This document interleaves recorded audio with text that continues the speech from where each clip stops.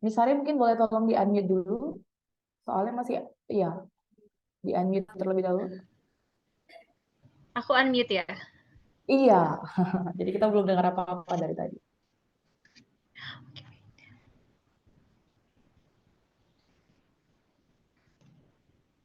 Got it. Sorry. Ini kedengaran nggak suaranya? Ini udah oke, Miss Sari. Uh, Oh iya iya, oke oke, sorry, maaf maaf maaf.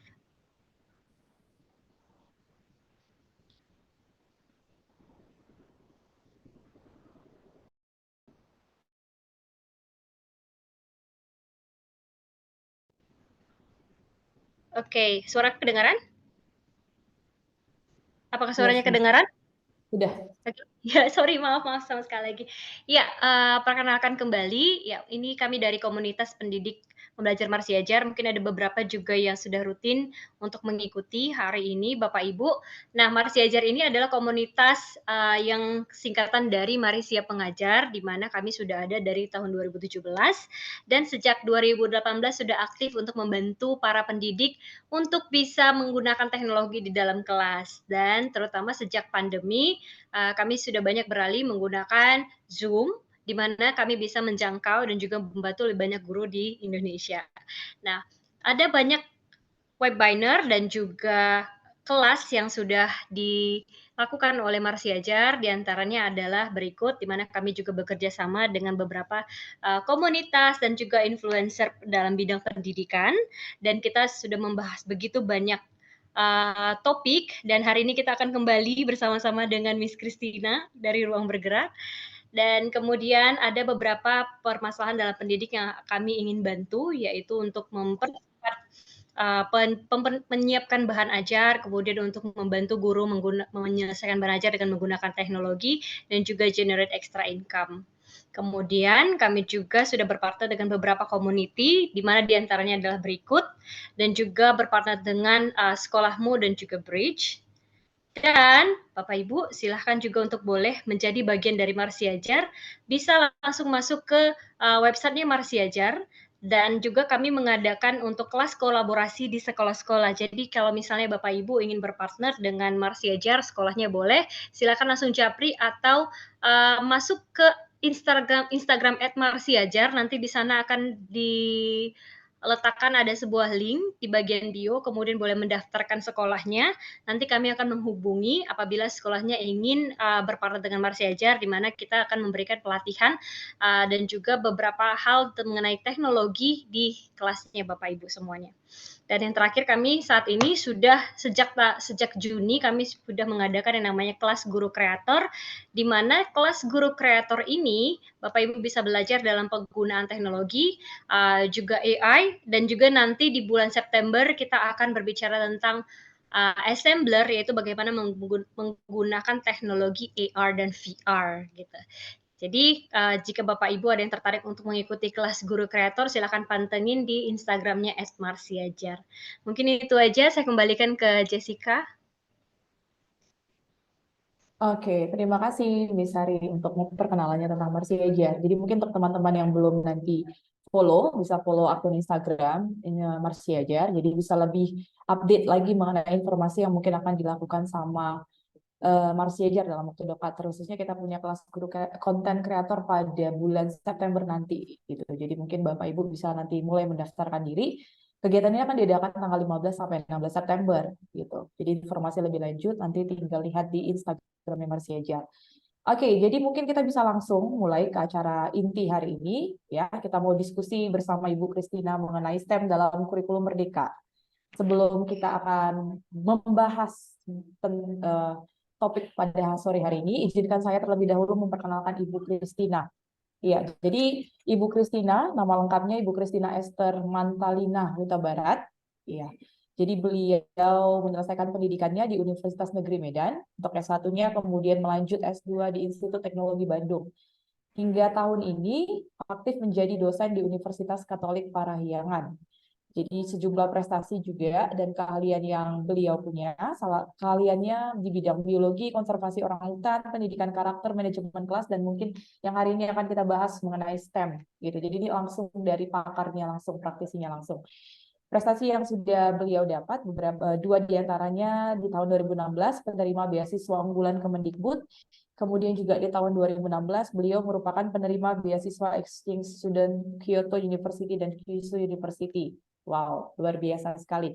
Kemudian juga aktivitas lain yang saat ini beliau sedang geluti, 2021-2022 hingga saat ini konsultan pendidikan di Fondasi Hidup Indonesia, kemudian juga sampai sekarang masih aktif menjadi speaker di Revo Indonesia Edu Webinar, dan juga merupakan salah satu seorang founder dari Ruang Bergerak, benar ya Ibu Kristina ya?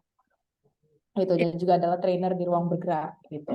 Ya mungkin itu sekilas perkenalan tentang Ibu Kristina gitu. Jadi nanti mungkin teman-teman rekan-rekan pendidik yang mau berkenalan lebih lanjut dengan Ibu Kristina mungkin nanti bisa kontakkan langsung dengan Ibu Kristina.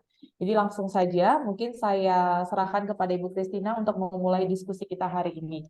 Silakan Ibu Kristina, waktunya kami persilahkan.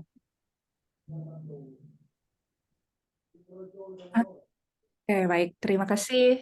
Misi, mungkin bisa diinfoin aja ya, jika waktunya udah habis, takutnya kebablasan gitu ya.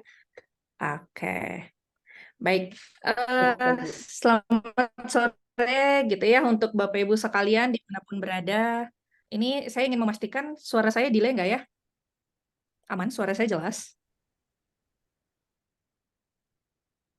Oke, aman ya. Baik. Oke, baik Bapak Ibu, selamat sore semuanya. Assalamualaikum warahmatullahi wabarakatuh. Salam sejahtera untuk kita semuanya. Senang bisa ketemu gitu ya di ruang yang luar biasa ini gitu ya. Saya sangat familiar dengan Marsia Jar gitu ya. Ya, soalnya tadi juga ngundangnya Marsia Jar gitu ya. Tiba-tiba sekarang nongolnya di Zoom-nya Marsia Jar gitu, screen. Oke.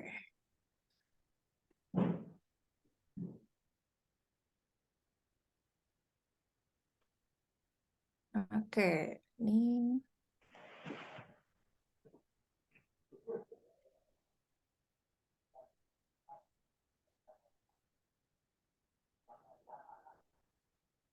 apakah sudah terlihat, Miss Jessica? Sudah, Ibu. Oke, sudah ya. Baik, baik, Bapak Ibu, nanti saya akan coba memaparkan gitu ya, kurang lebih terkait seperti apa sih STEM itu yang saya nggak tahu apakah itu sudah cukup familiar, sangat familiar, atau bahkan mungkin baru-baru ini didengar gitu ya, ketika bahas STEM, keinget bahas kurikulum merdeka atau seperti apa gitu. Tapi di sini momennya kita adalah saling belajar, saling berbagi gitu ya. Mungkin ada banyak hal juga yang saya tidak tahu aplikatifnya di lapangan seperti apa Bapak Ibu menerapkan. Nanti juga saya akan coba berbagi apa yang sudah kita kerjakan saat ini gitu ya, dan seperti apa penerapan STEM di dalam penerapan kurikulum merdeka ataupun mungkin yang masih pakai kurikulum yang lama gitu ya. Tapi kurang lebih pemahaman dan konsep STEM itu yang kita mau sama-sama memperjelasnya lagi gitu ya. Karena bicara tentang STEM maka kita akan coba banyak hal yang berhubungan dengan integrasi dan kolaborasi gitu ya. Nah, baik. Oke. Ya, salah sebentar.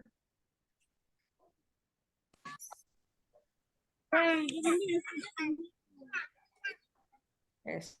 Saya stop dulu ya. Oke.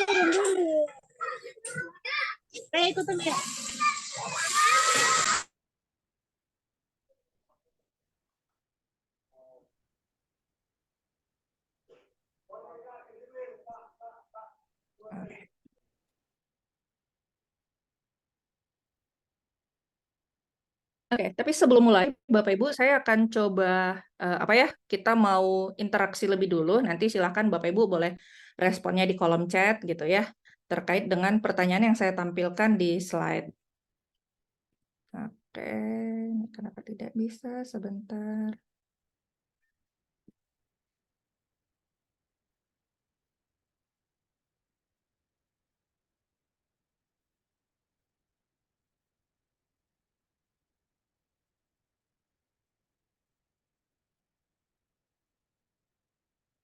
Oke, sepertinya ini sudah terlihat kah?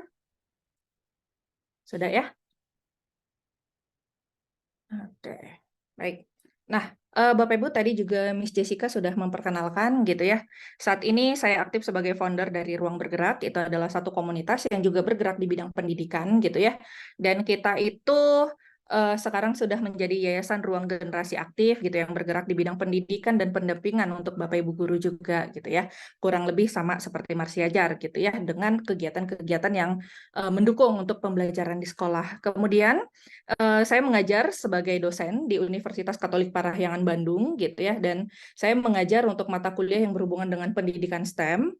Kemudian saya adalah trainer dan speaker gitu ya untuk beberapa workshop yang berhubungan dengan STEM untuk saat ini. Oke. Nah, Bapak Ibu, sebelum kita mulai gitu ya, nanti mungkin Miss Jessica boleh bantu cek ya, kurang lebih apakah Bapak Ibu menjawabnya benar gitu di kolom chat. Oke, baik. Bapak Ibu boleh standby dulu ya biar nggak tegang sekali di weekend-weekend ini gitu ya. Kita ngikutin webinar meskipun topiknya sedikit mungkin tidak familiar atau sudah familiar atau rada sulit nantinya, tapi kita mau coba lebih refresh. Baik, Bapak Ibu saya mau coba Bapak Ibu menampilkan gambar gitu ya. Bapak Ibu silahkan boleh tebak kira-kira menurut Bapak Ibu jawabannya apa gitu ya. Boleh di kolom chat aja. Kita mau lihat apakah Bapak Ibu bisa menebak gitu ya gambar yang saya tampilkan. Untuk gambar yang pertama, oke. Kira-kira apakah Bapak Ibu bisa menjawab ini yang dimaksud dari tulisannya atau gambarnya ini apa ya? Kata apa yang muncul gitu ya? Silakan. Silakan boleh di kolom chat. Ini moderator juga bisa jawab ya. Oke. Iya, Dan siap. langsung cepat gitu ya. Oke.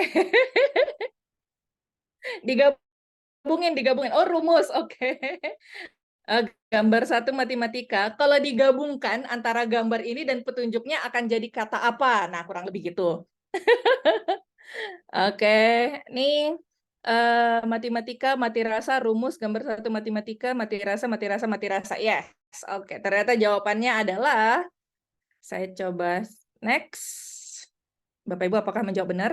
Yes. Bisa ya? Oke, jadi kurang lebih teknisnya sama. Jadi silahkan menebak dari gambar dan kata yang dicoret itu artinya tergantikan atau diganti. Oke, saya akan coba untuk yang kedua Bapak Ibu. Masih ada nih.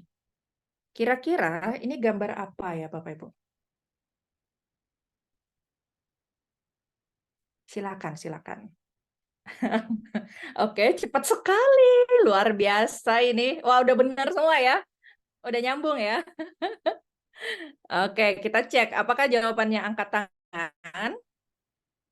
Nah, ternyata benar. Oke, masih masih gampang ya, masih muda gitu ya. Kita coba soal yang ketiga.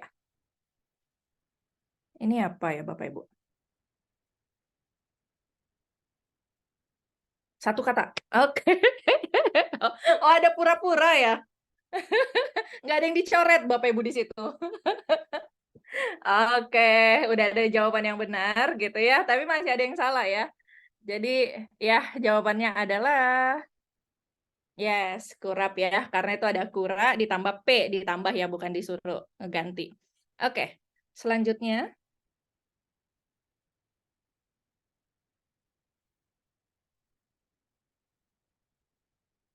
Wih, bener ya. Wah, banyak ini yang udah respon.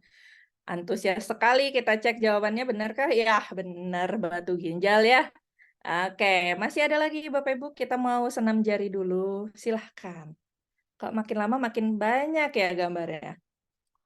Sok, silakan Bapak Ibu. Ini gambar apa kurang lebih?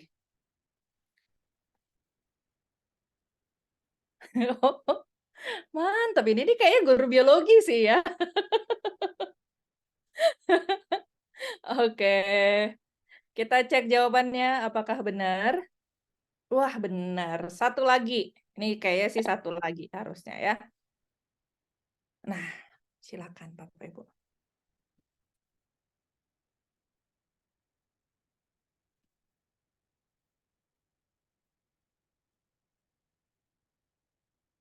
Adakah yang menemukan ini apa?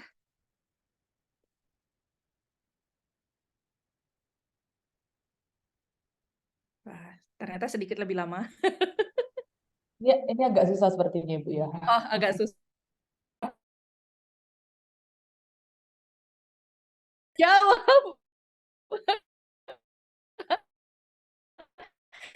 Ibu Rahma guru biologi, guru IPA.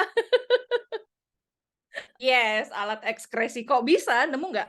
Ini mau tahu dong, Bu Rahma, kok bisa alat ekskresi jawabannya? Boleh on mic nggak ya, Bu Rahma? Apakah memungkinkan untuk on mic? Oh, guru SD. Oke, oke, oke. Jadi udah biasa ketemu gambar-gambar ya. Ya, benar Bapak Ibu, ini alat ekskresi ya. Jadi kalau dipecahkan gambarnya itu ketemu tuh. Oke, baik. Nah, Bapak Ibu kalau dipikir-pikir gitu ya, kebayang nggak sih kalau kita ngajar di depan kelas gitu ya, diajak hal sederhana ini, saya kebayang saya jadi siswa juga saya ngerasa seru gitu ya. Dan itu yang sudah saya terapkan gitu. Jadi bukan berarti gitu ya, permainan yang berhubungan dengan permainan yang berhubungan dengan mata pelajaran itu tuh banyak gitu ya. Tapi Bapak Ibu ini salah satu kegiatan gitu ya atau permainan yang saya bawakan yang saya sesuaikan dengan topik saya hendak ngajar sewaktu saya di sekolah gitu ya. Jadi misalnya saya mau bawa tentang materi sistem ekspresi karena saya guru IPA, lalu saya akan buat gambar seperti ini. Nanti kalau misalnya topiknya berbeda lagi, saya akan ganti lagi gitu ya. Jadi buatnya dari hal sederhana aja gitu ya, yang ketika siswa itu ngerasa wah dia mulai antusias gitu ya.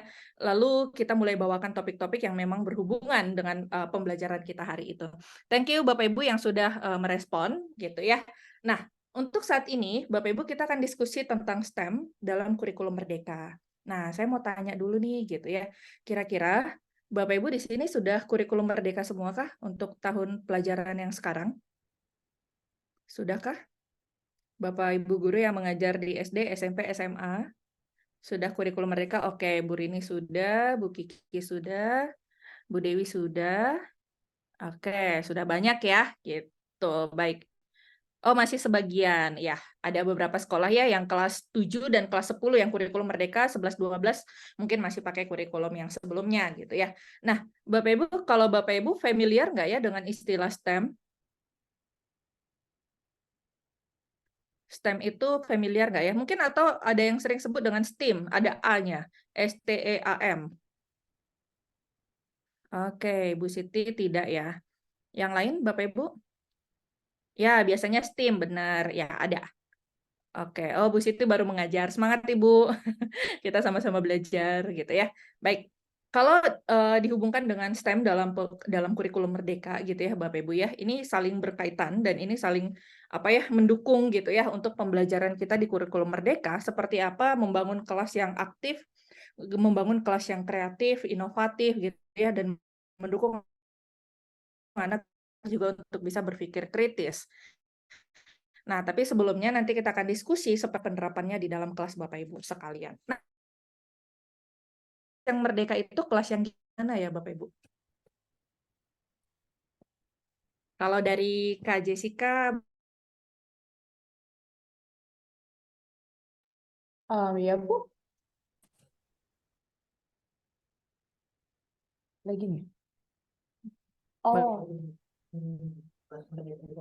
Oh, kelas Merdeka itu kalau menurut saya sih kelas yang Merdeka itu murid-muridnya bisa punya kebebasan sih. Jadi mereka bebas untuk mengutarakan pendapatnya mungkin, bertindak juga atau terjun langsung ke dalam pembelajarannya kita gitu. Jadi nggak monoton kalau misalnya kayak dulu yang mendengarkan doang di dalam kelas itu sih kalau saya sih.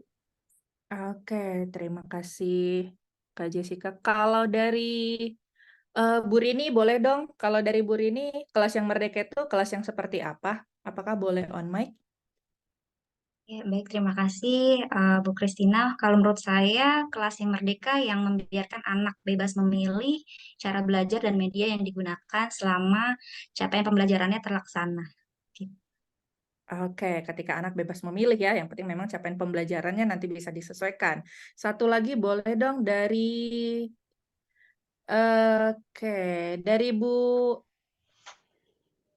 Ibu Rahma boleh? Kira-kira kelas yang merdeka itu seperti apa ya kalau menurut Bu Rahma? Kalau menurut saya sih Kak, gurunya mungkin bebas memberikan metode pemberian materi, nggak terlalu terpaku dengan buku atau kurikulum yang diajarkan. Boleh sedikit berkreasi gitu Kak. Oke, jadi memberikan kebebasan kepada guru untuk berkreasi gitu ya. Terima kasih untuk Ibu Rahma. Baik, terima kasih Bapak Ibu, Ibu-ibu gitu ya buat sharingnya gitu ya terkait kelas merdeka itu seperti apa gitu ya. Yang menyatakan bahwa kelas yang merdeka itu artinya bukan hanya gurunya yang merdeka, tapi siswanya juga merdeka. Bukan hanya siswanya, tapi gurunya juga. Jadi itu tuh bukan setengah-setengah gitu ya, tapi sepaket. Nah, itu yang kita harapkan juga gitu ya dalam penerapannya. Nah, kalau dikatakan bahwa kelas yang merdeka gitu ya, kurang lebih sama gitu ya, bebas, tidak terikat dan leluasa. Itu kalau bicara tentang merdeka gitu. Jadi nggak ada yang terikat gitu ya. Jadi belajar itu bukan sesuatu beban yang membuat kita kayak aduh males banget ke sekolah gitu ya. Saya nggak tahu apakah Bapak Ibu pernah merasakan. Saya pernah merasakan seperti itu gitu ya. Aduh rasanya kok membosankan kelas kayak gini gitu ya. Kok rasanya begini, kok rasanya begini gitu ya. Jadi mungkin ada banyak keluhan atau rasanya untuk mengajar itu adalah suatu beban yang membuat kita tidak bersemangat. Mungkin seperti itu. Saya tidak tahu untuk Bapak Ibu sekalian seperti apa. Tapi kalau di sini mau dikaitkan adalah merdeka itu artinya kita bebas.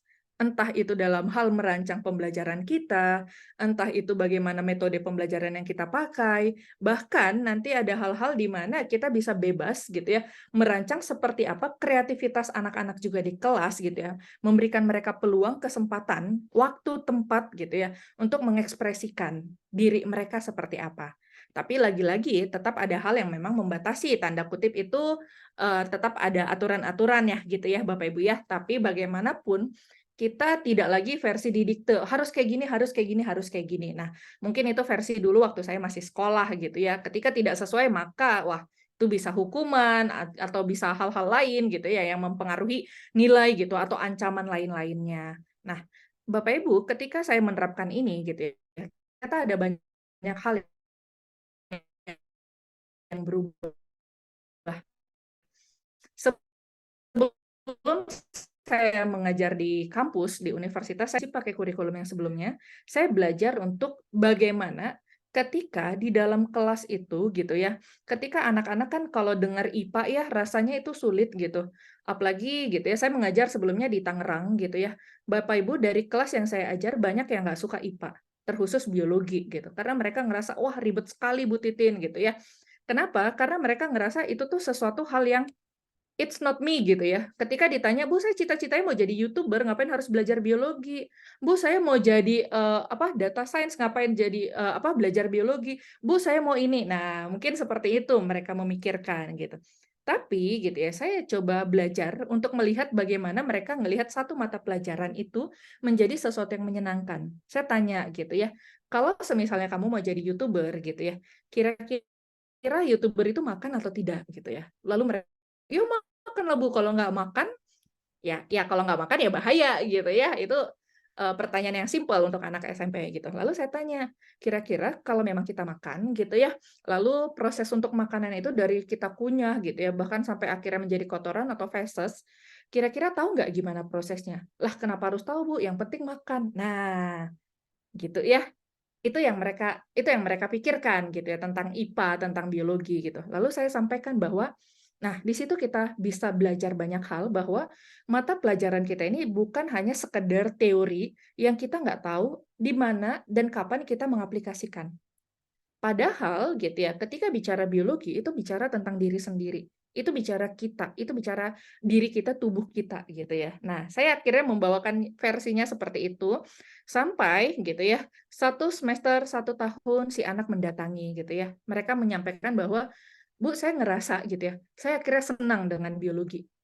Yang awalnya mereka jujur, mereka katakan mereka tidak senang. Bukan karena guru ya, jadi bukan personal gitu ya, lebih kepada bagaimana pembelajaran di dalam kelas gitu. Mereka evaluasinya itu dengan ngelihat bagaimana mereka sangat berbeda dalam hal menantikan kelas biologi sebelum dan sesudah gitu ya, ketika belajar seperti apa. Nah, Bapak Ibu, yang mau saya sampaikan adalah gitu ya, kita sama-sama belajar bagaimana merancang supaya pelajaran kita itu bukan hanya sekedar teori yang ketika dipelajarin nanti pas mau akhir oh kita mendapatkan nilai gitu ya. Jadi bukan hanya sekedar untuk assessment meskipun itu penting dan diperlukan gitu ya. Tapi bagaimana anak-anak tahu kenapa mereka harus belajar. Saya sih mikirnya di situ. Merdeka itu adalah ketika mereka memilih untuk belajar dan mereka tahu kenapa mereka harus belajar. Nah, jadi bukan hanya sekedar keterpaksaan gitu ya, dan bukan hanya sekedar aturan dari sekolah atau dari rumah harus begini, begini, begini, tidak. Nah, itu yang mereka anak-anak butuh dapatkan juga dari kita. Lalu, nah ini yang tadi Bapak Ibu sampaikan gitu ya, kelas yang merdeka gitu ya adalah pendekatan pembelajaran yang memberikan kebebasan kepada siswa untuk mengambil peran aktif dalam proses belajar. Jelas ya Bapak Ibu ya? Jadi pendekatan pembelajaran kepada siswa gitu. Jadi mereka ambil peran aktifnya mereka. Bagaimana mereka bisa melihat, wah saya kuatnya di sini gitu ya. Ini jadi kelebihan saya gitu. Sehingga dia bisa memilih nih dalam hal apa, di bagian mana yang dia butuh kembangkan lebih maksimal gitu ya. Kemudian kebebasan untuk mengemukakan ide, mengajukan pertanyaan dan mempelajari topik yang diminati dengan cara yang sesuai. Nah, karena kan Bapak Ibu sudah menerapkan ya di sekolah, sudah menerapkan meski hanya sebagian, tapi dari sini kita bisa tahu bahwa kelas yang merdeka itu adalah kelas yang menyenangin belajar gitu ya. Kelas yang belajar yang dinantikan oleh siapa? Oleh semua. Jadi gini Bapak Ibu, saya belajar gitu ya. Dulu saya tidak kebayang saya akan berada di dalam kelas dan mengajar gitu ya. Tapi akhirnya saya mengerti bahwa ketika berada di dalam kelas, bukan hanya siswa yang belajar, tapi guru juga belajar. Itu poinnya. Jadi, seperti tadi yang saya sampaikan, kelas yang merdeka bukan siswanya saja yang merdeka, tapi gurunya juga merdeka. Gitu ya. Nah, lalu pendekatan ini gitu ya mendorong partisipasi siswa. Kenapa gitu ya? Karena akhirnya kita bisa melatih mereka, mereka akhirnya bisa tahu bahwa mereka berani dalam hal menyampaikan ide. Pandemi ini menjadi satu hal yang menancapkan atau bisa dikatakan menorehkan banyak pelajaran gitu ya Bapak Ibu ya, termasuk juga kepada anak didik kita, peserta didik kita. Saya akhirnya melihat fenomena yang bagaimana gitu ya, siswa-siswa saya waktu itu amat sangat insecure dan merasa depresi. Mungkin itu penilaian mereka gitu ya. Tapi saya melihat dari satu contoh gitu ya, waktu kelas online, ada satu peserta didik saya yang WA, dia bilang gini, "Bu, nanti kalau di kelas, saya off kamera ya," gitu. "Ibu jangan suruh saya on kamera," gitu. "Kenapa?" gitu, saya tanya kenapa. Lalu dia bilang, "Karena saya punya satu jerawat, Bu, muncul di sini, di kening," gitu. Nah, Bapak Ibu, itu tuh saya melihat bahwa, wah anak ini nih gitu ya, kepercayaan dirinya dia merasa tidak, wah saya insecure gitu ya ketika ada satu jerawat, bahkan itu dilihat teman-teman. Jadi dia seolah-olah semua orang di Zoom itu akan ngelihat dia gitu ya. Tapi yang saya sorotin adalah ketika dia berani mengungkapkan. Nah, jadi gitu ya Bapak Ibu ya, ketika hal-hal seperti ini ternyata bisa terjalin relasi antara anak didik dan pendidik, itu juga menjadi satu kelas yang merdeka. Gitu, tinggal nanti kita arahkan seperti apa gitu ya. Karena saya pikir bahwa saya nggak bisa katakan, wah baru satu jerawat. Saya dulu jerawatnya banyak biasa aja gitu ya. Itu beda Bapak Ibu. Kita udah beda zaman gitu ya dan beda kondisi lah bisa dikatakan seperti itu dan yang nggak relate gitu. Tapi saya belajar bahwa lewat hal-hal kecil seperti itu, saya akhirnya bisa melihat anak-anak itu berani untuk menyampaikan apa yang mereka pikirkan dan mereka pun akhirnya menemukan jawaban atas hal apa yang mereka pertanyakan sebelumnya, gitu. Jadi kita akan mengarahkan anak untuk bisa menjadi pribadi yang mandiri, kreatif, dan mereka juga bisa lebih kritis dalam menanggapi satu hal, gitu ya. Itu contoh-contoh kecil yang mungkin Bapak Ibu juga punya pengalaman lebih wow gitu ya dari yang saya alami sebelumnya gitu. Tapi itu sedang menunjukkan bahwa kita pun belajar dari mereka. Mungkin itu bukan hal yang mudah untuk diungkapkan gitu, tapi dia cukup berani gitu. Nah, Bapak Ibu, kalau misalnya kita berbicara kurikulum merdeka gitu ya, kalau sekarang ya, kalau saya nggak tahu Bapak Ibu sudah tahun keberapa untuk penerapan kurikulum merdeka gitu ya, implementasi kurikulum merdeka. Tapi ketika kita diberitahu gitu ya, bahkan mungkin Bapak Ibu sudah rutin mengikuti workshop, webinar gitu ya, sosialisasi gitu ya, tahun pertama, tahun kedua, tahun ketiga. Jadi Bapak Ibu bisa tahu posisinya di sekolah itu seperti apa. Apakah sudah mandiri belajar, mandiri berubah, atau mandiri berbagi. Nah, ini juga kelas-kelasnya banyak, dan saya tahu juga Marsiajar juga memfasilitasi gitu ya, Bapak Ibu untuk mempelajari lebih lengkap lagi, gitu ya, lebih detail lagi tentang implementasi kurikulum merdeka. Tapi poinnya tetap sama Bapak Ibu, bahwa dibutuhkan kemandirian, dibutuhkan kemerdekaan di dalam mengajar dan belajar, gitu ya poinnya. Nah, Bapak Ibu, ini dari survei yang saya lakukan. Jadi biasa kita sering mengadakan survei dulu gitu ya, bahkan kepada siswa, kepada mahasiswa, dan juga kepada Bapak Ibu guru gitu. Jadi ciri siswa secara umum, ini kita sedang melihat anak didik kita. Bapak Ibu yang mengajar SD, SMP, SMA, atau bahkan di universitas, kurang lebih sama Bapak Ibu. Bahkan kita juga mengalami hal-hal ini gitu. Ciri kita secara umum itu adalah, atau ciri peserta didik, ingin dilibatkan secara langsung. Nah, Bapak Ibu mungkin bisa melihat di kelas kita seperti apa. Mungkin ada anak yang diam aja. Tapi kalau kita deketin, kita akan tahu kenapa dia diam aja. Sampai akan ada masa di mana kita menemukan bahwa sebenarnya dia ingin dilibatkan.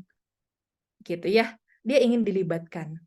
Tapi mungkin dia minder, mungkin dia takut, atau ada banyak hal lain. Karena jelas secara psikologi juga ya Bapak Ibu, faktor dari keluarga amat sangat mempengaruhi gitu ya. Dan kita nggak bisa pungkiri bahwa berbagai macam anak gitu ya yang ada di sekolah gitu ya, heterogen ya gitu. Ketika kita belajar pembelajaran berdiferensiasi dan yang lain-lain, nanti kita bisa sesuaikan juga. Yang kedua itu adalah ingin diakui. Jadi kita belajar untuk memberikan reward sebenarnya gitu. Meskipun kita bisa cek Bapak Ibu, reward itu nggak melulu tentang kado, tentang hadiah, tentang surprise gitu ya. Tapi bisa hal lain yang Bapak Ibu bisa terapkan di sekolah. Nah, kemudian ingin dianggap ada dan berdampak. Ini ciri anak didik kita, peserta didik kita, bahkan sampai kuliah Bapak Ibu ini terjadi. Lalu ingin berkontribusi, itu sama, dan rasa penasaran tinggi. Nah, dari rasa penasaran tinggi inilah yang akhirnya gitu ya, saya belajar untuk merancang satu pembelajaran yang membuat anak bisa berpikir kritis, Bapak Ibu.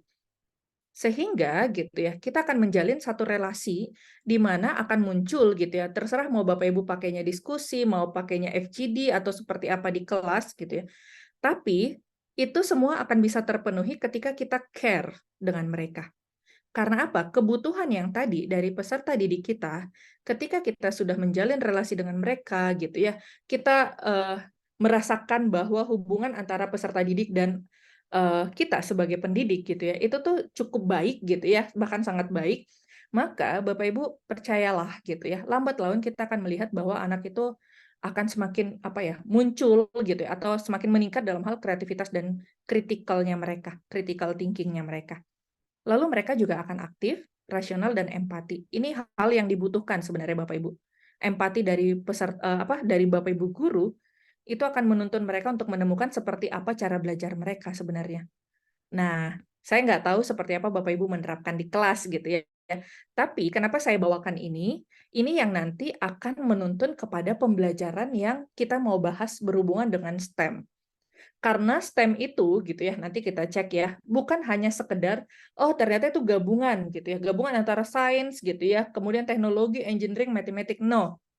Tapi itu tuh adalah bagian dari bagaimana menghasilkan peserta didik yang kritis, inovatif, kreatif, dan yang lain-lain. Sehingga kenapa saya bawakan ini di slide saya gitu ya, supaya kita sama-sama mengerti seperti apa peserta didik kita Bapak Ibu.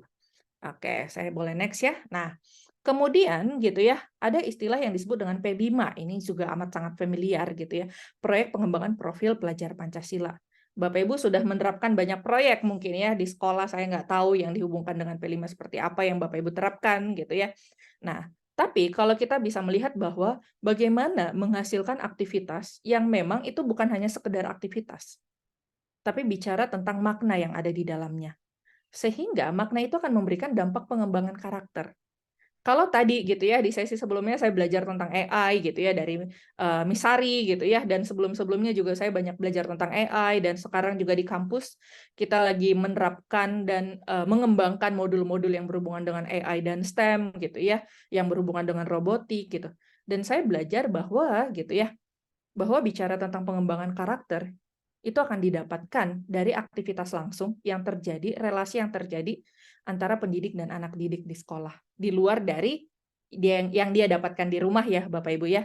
Karena gimana pun pendidikan pertama itu datangnya dari rumah gitu ya. Nah, tapi kalau kita bicara konteks sekolah gitu ya, itu yang mau kita terapkan dan tanamkan di dalam mereka gitu ya. Jadi apapun kompetensi yang nanti mereka bisa pelajari sesuai minat bakat mereka, pengembangan karakter itu yang harus kita tanamkan. Itu kenapa dalam merancang project yang P5 gitu ya, atau nanti kita merancang project STEM, kita jangan pernah melewatkan yang namanya karakter, itu yang menjadi poin penting gitu. Kemudian Bapak Ibu kalau bicara tentang STEM gitu ya, bagaimana gitu ya, bahkan dalam kurikulum Merdeka juga dijelaskan bagaimana anak bisa memecahkan masalah gitu ya. Bagaimana mereka bisa mencoba hal baru, toleransi, kerjasama, berbagi, membuat kesepakatan, integrasi kompetensi esensial dari berbagai ilmu gitu ya. Sehingga nanti kita juga bisa melihat anak-anak akan mengalami perubahan yang seperti apa gitu ya. Ketika kita menerapkan pembelajaran yang seperti yang diharapkan gitu ya, karena kita tahu bahwa setiap anak itu unik Bapak Ibu dan cara belajar mereka beda-beda. Tapi kita bisa melihat gitu ya bahwa yang kita lihat bukan sedang membandingkan satu anak dengan anak kedua, bukan. Tapi kita sedang melihat progres anak pertama sebelum dan sesudah. Gitu. Jadi poinnya tetap ada di situ. Itu juga yang diterapkan dalam kurikulum Merdeka gitu. Nah, Bapak Ibu dari Wilson and Korn gitu ya. Ini sebenarnya 2007 jadi sudah cukup lama gitu ya. Tapi Bapak Ibu kita perhatikan di dalam kelas gitu. Kenapa akhirnya dengan kurikulum yang luar biasa sekarang gitu ya. Saya banyak belajar gitu ya tentang kurikulum Merdeka dan itu menjadi sesuatu yang yang apa ya, yang ketika diterapkan dan diaplikasikan itu luar biasa impact-nya gitu ya, dampaknya kepada peserta didik. Bapak Ibu kita perhatikan, saya nggak tahu kalau di Zoom atau webinar seperti ini Bapak Ibu fokusnya di menit keberapa atau berapa menit gitu ya. Tapi dari penelitian yang dilakukan, biasanya siswa itu ketika satu JP gitu ya, kalau satu JP 35 atau 40 menit, kalau di kampus 50 menit gitu ya, dikatakan bahwa student attention itu paling tinggi di 10 sampai 15 menit Bapak Ibu. Nah, jadi artinya itu tuh cukup pendek kalau dalam proses pembelajaran di kelas gitu ya. Kalau Bapak Ibu ada di 2 JP gitu ya, berarti waktunya ada misalnya 60 menit atau 80 menit, berarti hanya di awal-awal anak-anak antusias dan bisa fokus.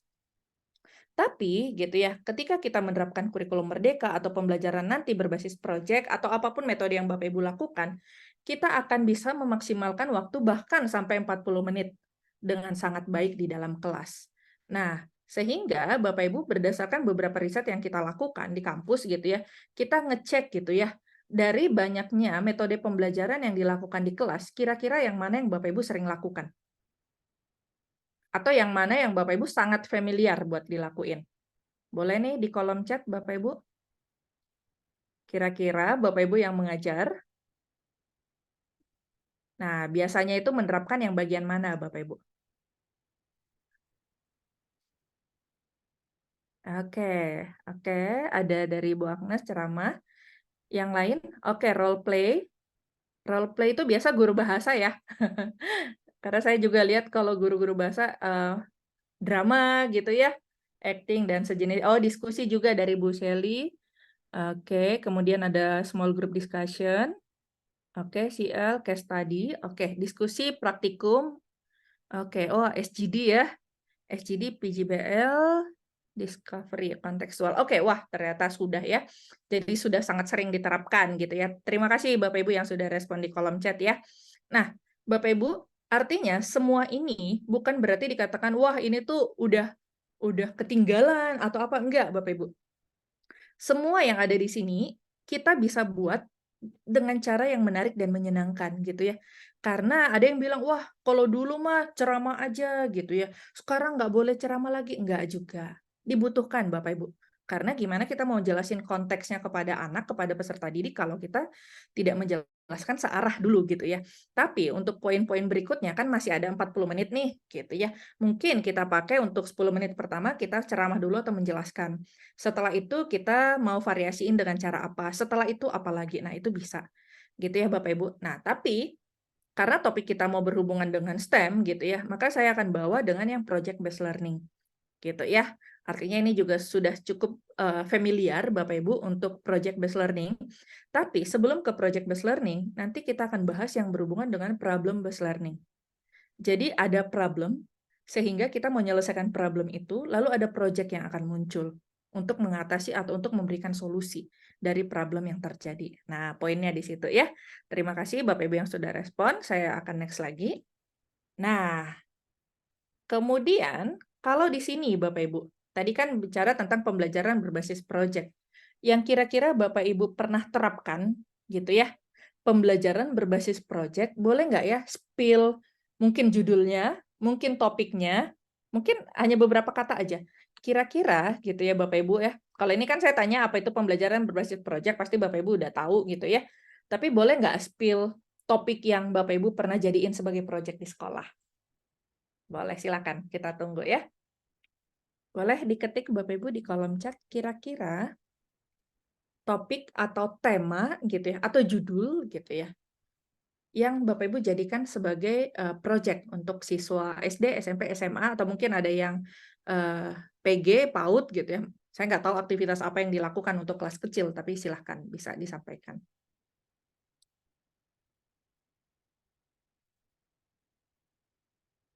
Oke, dari Bu Dewi, daur ulang sampah menjadi kerajinan tangan. Menarik ini ya. Ini boleh saya tahu sampahnya apa, Ibu?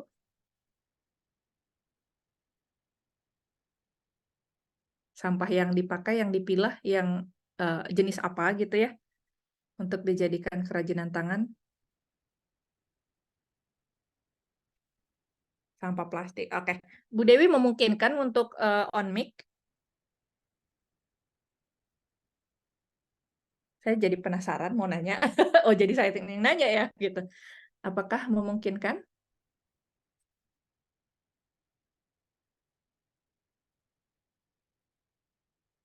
Ibu Dewi ngajar di jenjang apa ya?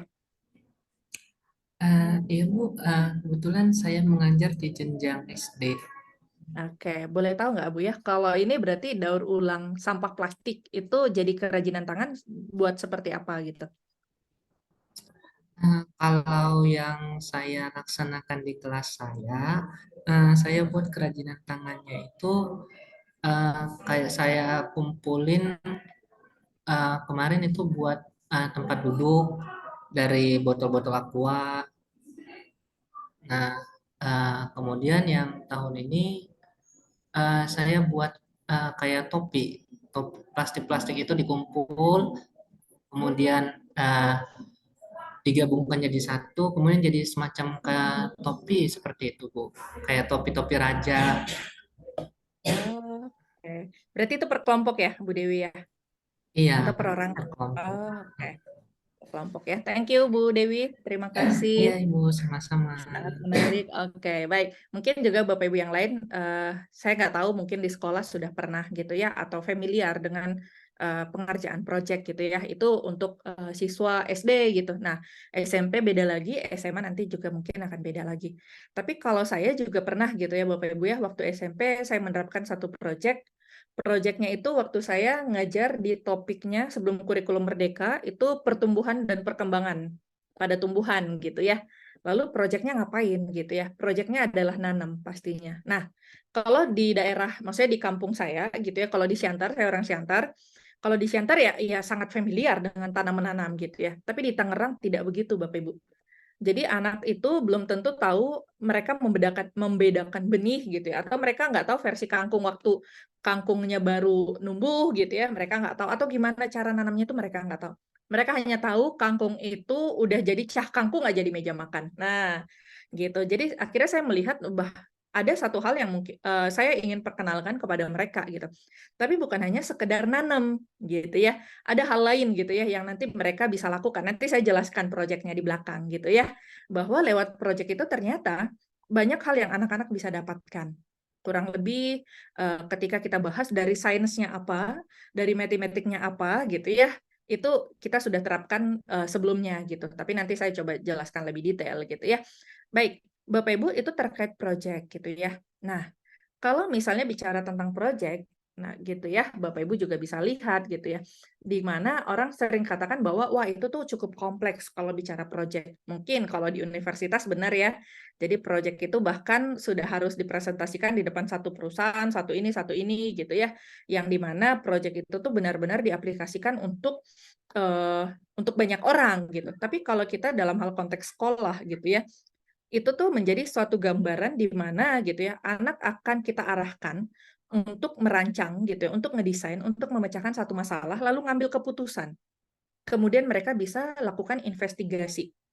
atau mereka bisa survei, mereka bisa wawancara, ada banyak hal yang dilakukan. Di Bandung, Bapak Ibu, saya ketemu satu sekolah yang mereka menerapkan pembelajaran gini. Waktu SMP dan SMA, mereka ada istilahnya tugas akhir. Jadi si anak gitu ya, yang SMP, si anak nanti akan menghasilkan satu karya tulis tepat seperti skripsi, tapi mungkin tidak setebal skripsi gitu ya, di mana mereka akan buat dari bab 1 sampai bab 5. Itu beneran ada gitu ya. Dan saya ngelihat, wah itu saya dulu babak belur gitu ya, waktu kuliah untuk nyelesain satu skripsi gitu ya. Tapi itu mereka mulai terapkan di SMP. Lalu SMA, mereka menerapkan tugas akhirnya itu adalah merancang satu produk yang bisa, kalau misalnya dia produknya sosial ekonomi, maka itu bisa didagangkan. Sehingga waktu saya ke sana gitu ya, ada satu siswa yang ngerancang sosial media untuk membantu penjualan UMKM gitu. Saya kebayang itu anak SMA gitu ya. Nah, lalu gitu ya, kalau misalnya kita lihat sekarang, saya nggak tahu Bapak Ibu mungkin, wah itu karena di kota gitu ya. Tapi sebenarnya gitu ya, ada banyak hal yang bisa kita rancang meski itu di daerah yang Bapak Ibu ngerasa, wah kayaknya kesulitan nih kalau di sini gitu ya. Nah, itu yang mau kita eksplor sama-sama Bapak Ibu. Seperti apa cara kita nanti bisa mengaplikasikan di kelas masing-masing. Yang pasti, Bapak Ibu bicara project itu bukan sesuatu yang instan. Nah, itu juga yang Bapak Ibu lakukan ketika menerapkan P5. Jadi kan bukan sekarang dikasih, besok dikumpul ya, tapi ada proses design thinking yang nanti kita bisa lihat dan asah dari siswa. Itu yang diharapkan dari project. Jadi bukan hanya sekedar, oh jadi nih alatnya, gitu ya. Bukan begitu kurang lebih. Oke, kemudian kita bisa next. Bapak Ibu, kaitannya ke sini gitu ya. Kalau bicara tentang STEM, Bapak Ibu masih ingat STEM itu singkatan dari apa ya? Ada yang mau bantu ketik? Silahkan, atau mau pakai audio? Masih ingat STEM itu apa? Science, Technology, Engineering, and Mathematics. Oke, terima kasih Bu Rini. Science, Teknologi, Engineering, Mathematics. Jadi kalau misalnya kita lihat, Bapak Ibu itu terdiri dari 4 bidang ilmu gitu ya. Science, Teknologi, Engineering, Mathematics. Dan saya hanya di bagian S-nya gitu ya. Jadi bagian T, E, M-nya itu tuh adalah orang lain gitu. Dan itu yang kita terapkan dalam istilah yang disebut dengan kolaborasi. Nah, Bapak Ibu, ini ya, ini tadi ada tambahan, ada yang sering dengar yang dia sebut dengan STEAM gitu ya.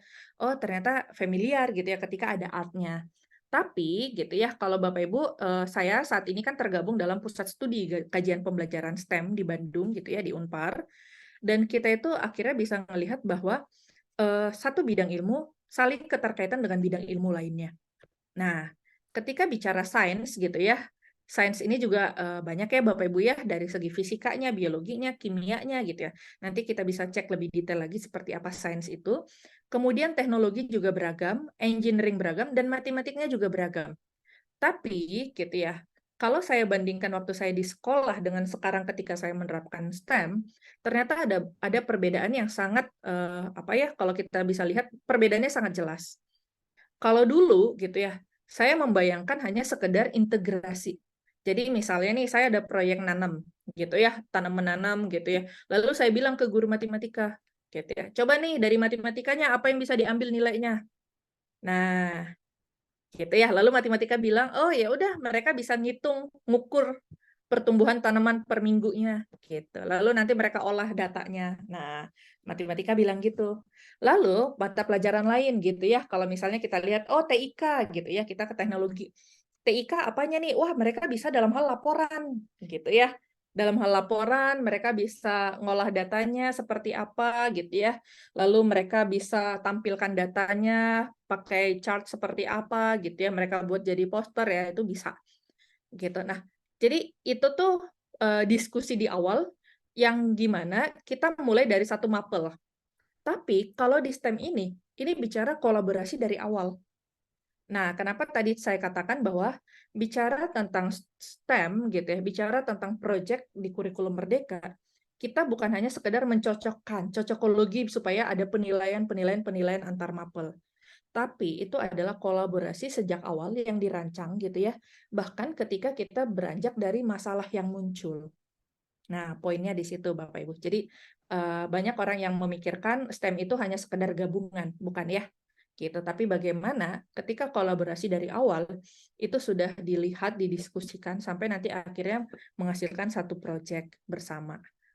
Nah, lalu nih Bapak Ibu, kalau misalnya kita cek pengertiannya gitu ya, Bapak Ibu bisa lihat gitu ya, ini ada robot yang di video gitu ya, dan sekarang kita lagi rancang seperti itu Bapak Ibu. Jadi ketika saya diundang gitu ya untuk kegiatan workshop offline terkait STEM, lalu saya akan tanya gitu ya, ini project STEM yang mau dipakai dalam kurikulum Merdeka, kita mau pakai yang versi bukan tradisional, tapi lebih kepada alat dan bahan yang lebih mudah dijangkau, lebih murah, dan ada di sekeliling, atau kita mau pakai versi yang lebih modern, gitu ya. Nah, nanti kita sesuaikan gitu. Karena kenapa saya kasih pilihan itu? Karena kalau berhubungan dengan yang seperti yang ada di video, Bapak Ibu, ya itu pasti budgetnya tidak murah gitu ya, karena berhubungan dengan robotik gitu ya. Jadi sekarang saya belajar robotik meskipun jadi orang biologi gitu ya. Nah, tapi kalau misalnya pakai sesuatu yang memang mudah ditemukan dan terjangkau, maka kita nanti pakai yang sederhana seperti apa. Makanya tadi waktu Bu Dewi sampaikan gitu ya dengan sampah plastik. Nah, kita juga merancang proyek STEM dengan barang-barang bekas, Bapak Ibu. Nanti saya tunjukkan poinnya ya. Nah, yang pasti dalam proyek STEM itu adalah menerapkan konsep dan prinsip ilmiah dalam konteks kehidupan nyata. Gitu. Nanti saya mau coba gitu ya, Bapak Ibu, kita bisa diskusi terkait masalah yang terjadi di sekeliling Bapak Ibu atau bahkan di sekolah yang berhubungan dengan lingkungan gitu ya, yang berhubungan dengan apapun gitu ya, yang kita bisa sesuaikan apakah kira-kira kita bisa cari solusi atas masalah tersebut. Nah, dalam STEM itu kita dilatih untuk berpikir kritis, Bapak Ibu. Itu kenapa gitu ya? Ketika sekarang saat kita melatih siswa atau melatih guru gitu ya, kita tidak akan pernah langsung memberikan jawaban. Gitu. Artinya gini, saya belajar bahwa memberikan jawaban langsung bukan berarti itu adalah satu hal yang membantu mereka.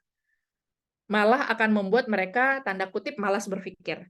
Nah, bahkan dosen senior saya bilang kayak gitu ya. Misalnya nih gitu, Bapak Ibu nanya ke saya gitu ya.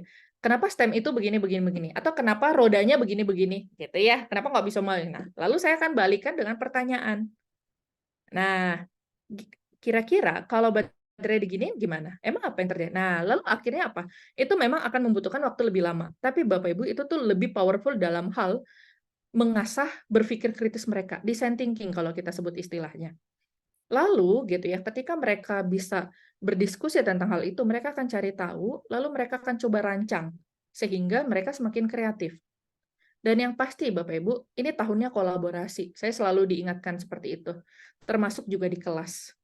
Kalau semisalnya, kalau dulu saya membayangkan saya di kelas itu orang sekeliling saya bahkan teman semeja saya itu adalah apa ya, saingan gitu ya. Tapi ini tidak gitu Bapak Ibu. Jadi di kelas bahkan saya mengajar gitu ya di kelas mahasiswa saya katakan bahwa orang yang di sebelahmu adalah partner kolaborasi kamu. Gitu. Sehingga apa? Sehingga dari situ mereka bisa melihat bahwa ada hal yang menjadi kelemahan aku yang bisa dilengkapi oleh kelebihannya dia gitu. Lalu kita sama-sama belajar, mencari tahu. Gitu ya. Nah, sehingga apa? Sehingga ditemukan solusi atas permasalahan yang terjadi. Kurang lebih gitu. Nah, ini Bapak Ibu. Kalau misalnya kita lihat, tadi saya sampaikan ya, Bapak Ibu, bahwa sains itu bukan hanya bicara tentang fisika, kimia, biologi. Tapi kalau bicara sains, itu bicara konsepnya. Konsep meneliti, itu bicara observasi dan eksperimen. Gitu ya. Jadi, gitu ya, ketika Bapak Ibu sedang, saya nggak tahu apakah di sekolah itu ada ekskul sains gitu ya, atau KIR kalau dulu gitu ya, atau apapun yang berhubungan dengan sains gitu ya. Nah, entah itu berhubungan dengan olimpiade atau misalnya robotik atau coding kan sekarang banyak ya untuk ekskul-ekskulnya. Tapi Bapak Ibu, kita mau ingat bahwa konsep-konsep yang mau ditanamkan dalam prinsip sains itu adalah bagaimana mereka bisa memikirkan, mengobservasi dan eksperimen. Gitu, terkait apa yang terjadi, fenomena alam yang di sekeliling gitu ya. Berarti itu bisa banyak hal. Kemudian untuk teknologi gitu ya. Mungkin kita mikirnya wah teknologi itu berarti berhubungan dengan IT. Nah, kalau misalnya berhubungan dengan IT, maka sebenarnya gini ya, saya tambahkan bahwa kita bicara tentang laptop misalnya, atau tentang apa ya yang berhubungan dengan alat-alat canggih sekarang. Coba kita bahas dalam hal bagaimana gitu ya, solusi yang diberikan gitu, bagaimana alur kerjanya. Sama kayak misalnya nih ketika tadi kita belajar AI, maksudnya saya belajar AI dari Misari gitu ya di forum sebelumnya. ketika misalnya kita harus memberikan petunjuk yang lengkap ketika kita gunakan ChatGPT. Kurang lebih sama, teknis dalam penerapan teknologi di dalam project STEM itu dibutuhkan ketika sistematis cara kerjanya itu adalah seperti kita menggunakan teknologi yang ada. Gitu. Itu dalam pengerjaan project STEM. Sehingga gitu ya, nanti akan ada solusinya bagaimana solusi itu bisa optimal. Jadi cara kerjanya Bapak Ibu yang mau dicek juga. Bukan hanya sekedar oh kalau IT berarti saya harus carinya orang IT gitu ya. Meskipun itu benar gitu ya, kita cari orang yang qualified dalam bidang itu gitu. Tapi konsep berpikirnya juga harus konsep berpikir teknologi. Kemudian rekayasa atau engineering. Nah, ini proses merancang. Jadi kemarin itu gitu ya, kalau saya bisa berbagi yang salah satu mahasiswa saya gitu ya, Jumat lalu sidang gitu ya, dia membuat proyek desain interaksi kalau dikatakan produk interaksi yang bisa digunakan dalam pembelajaran yang interaktif di kelas. Lalu dia membuat yang namanya hidroponik. Bapak Ibu, hidroponik sudah hal yang biasa, benar ya? Sangat biasa lah gitu ya, bahkan dimanapun gitu. Tapi ada hal yang tidak biasa ketika kita menjadikan itu sebagai project STEM. Di mana gitu ya hidroponiknya itu tuh bisa kita buat, oh dia harus pakai sensor, oh dia harus pakai ini, pakai ini, pakai ini. Tapi kan itu sudah ada di kota besar gitu ya. Waktu mungkin Bapak Ibu pernah berkunjung ke negara mana yang lebih maju gitu ya. Bahkan kalau kita lihat video sekarang Singapura, bahkan di kantor-kantornya di Jepang juga begitu gitu ya. Di kantor-kantornya sudah ada tanaman hidroponik yang mana sayur, selada, lalapan itu bisa langsung dipetik gitu ya. Tapi kan itu berbeda dengan kondisi negara kita. Sehingga kita mau coba merancang itu dengan pemikiran yang lebih sistematis gitu ya kepada anak, bagaimana merancang satu proyek gitu ya, bukan mengabaikan proses yang ada. Nah, saya juga ketika belajar tentang kurikulum merdeka begitu ya, tidak mengabaikan setiap proses gitu ya ketika ada hasil yang ingin dicapai. Benar, ada proyek, ada produk yang ingin dilihat. Tapi tetap proses itu akan dijadikan sebagai bahan penilaian gitu ya ketika menerapkan. Kemudian matematiknya seperti apa gitu ya. Nanti kita coba cek dalam studi kasus yang saya berikan di akhir gitu ya, bahwa ada pemodelan matematika gitu ya, ada pengukuran analisis data, pemecahan masalah gitu ya. Mungkin Bapak Ibu yang ngajar di SMA atau SMP sudah belajar geometri gitu ya. Oh, mungkin ada geometri, oh ada pola gitu ya. Bapak Ibu, saya pernah menerapkan satu proyek STEM dengan batik, membatik gitu ya. Jadi ternyata batik itu atau sering kalau bidang ilmunya di kampus ada disebut dengan etnomatematika gitu ya.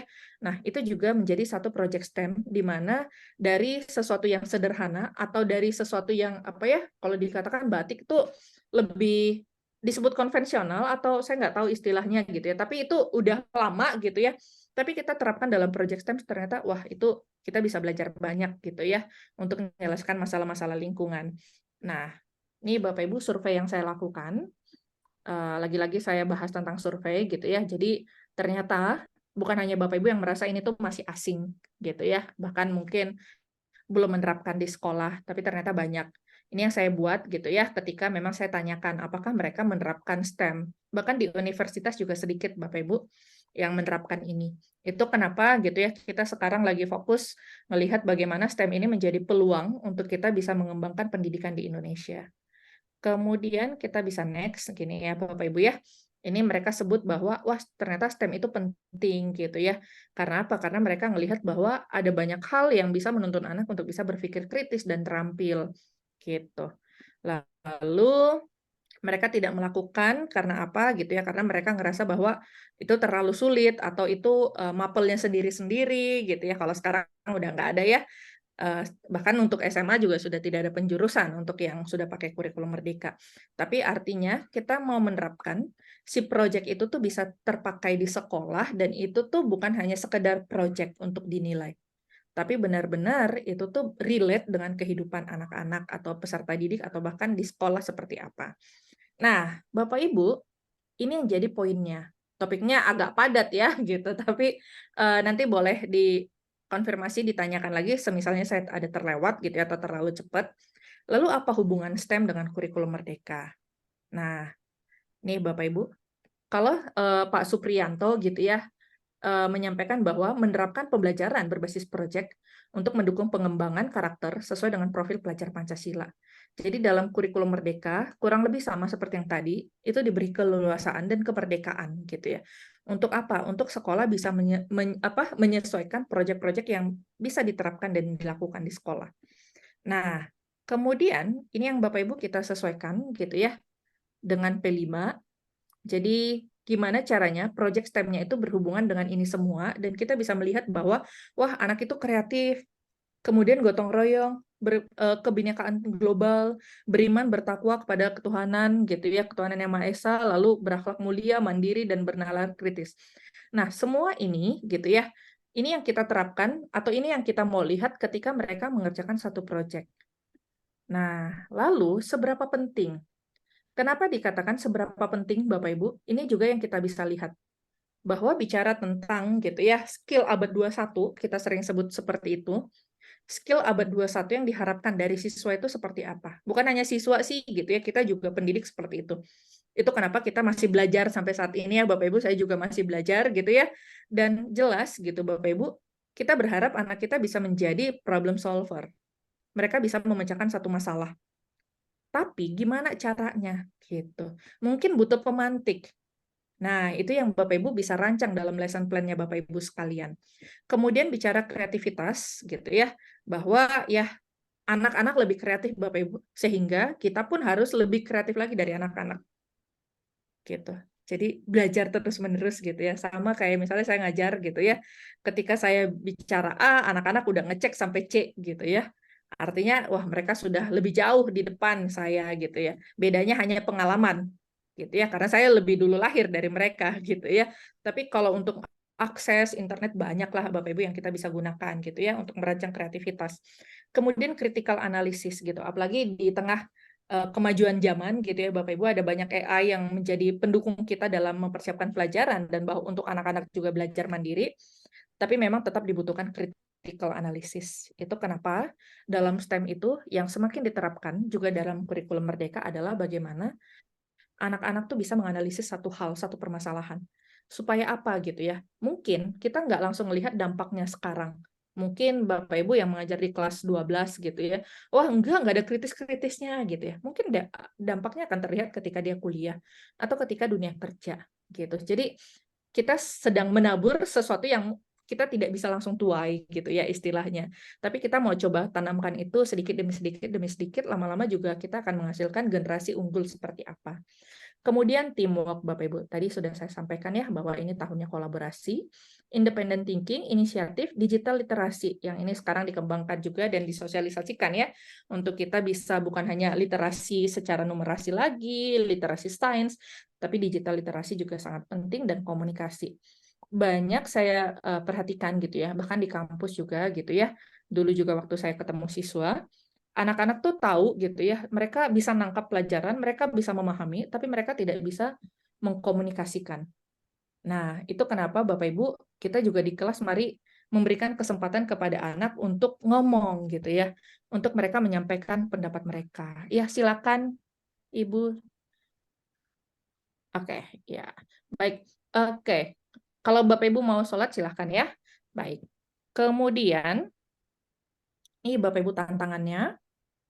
Yang pasti waktu persiapan lebih panjang gitu ya. Kalau sekarang sudah banyak AI yang bisa membantu, silahkan, tapi tetap Bapak Ibu harus cross check satu persatu.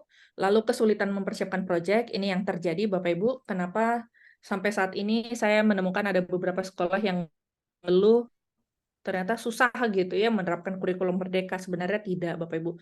Tapi itu karena hal yang baru aja. Kan biasa kita kalau mengubah kebiasaan susah ya. Gitu ya, sama kurang lebih gitu. Karena kita sudah terbiasa dengan kurikulum yang lama, akhirnya rasanya ini susah. Gitu. Tapi mari sama-sama belajar gitu ya. Kemudian kelas heterogen. Ini ketika kita menemukan gitu ya Bapak Ibu perbedaan di dalam kelas kita. Ada anak yang memang dia kinestetik, ada anak yang memang dia audio, ada anak yang visual dan banyak jenisnya. Bahkan saya menghadapi ada siswa-siswa saya yang memang ada sindrom lain gitu, ada yang ADHD, ada yang banyak lah gitu ya Bapak Ibu ya. Tapi bagaimana kita belajar ngelihat bahwa ada hal yang memang kita bisa masuk dari segi apa kepada mereka masing-masing personal.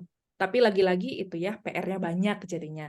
Kemudian kelas tidak kondusif itu kadang jadi tantangan Bapak Ibu. Tapi beberapa kali saya diberi kesempatan gitu ya sit in di kelas-kelas yang memang dia pakai IB atau Cambridge gitu ya.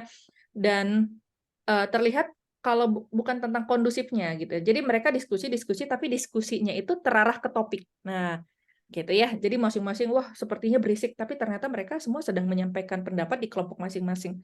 Mungkin kita bisa mensiasati kelas kita seperti apa gitu ya.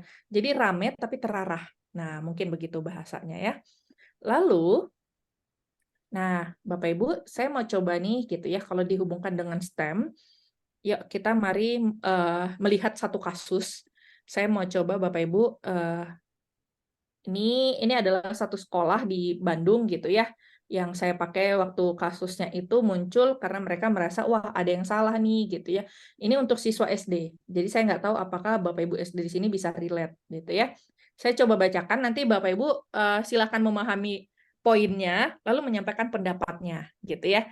Jadi siswa-siswi SD gitu ya. Mereka ngomong ke gurunya gitu ya. Bu, kami mau dong makan sayur yang segar yang ditanam sendiri gitu ya. Karena di Bandung, meskipun wah itu daerah dingin, banyak lahan, tapi nggak juga Bapak Ibu kita harus ke Lembang dan itu jauh gitu ya untuk bisa tanam-menanam gitu ya. Jadi biasanya daerah kota Bandungnya cukup padat.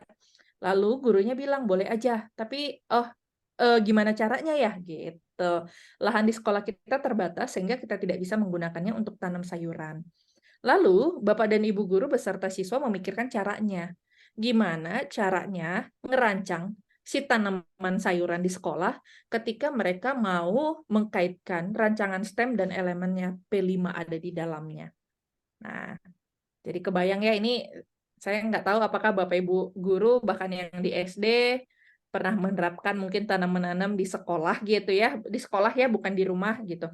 Nah, kira-kira dari Bapak Ibu sekalian, kalau dihubungkan dengan STEM yang tadi ya, Science, Teknologi, Engineering, Matematik, kira-kira gimana caranya mereka bisa nanam sayuran di sekolah?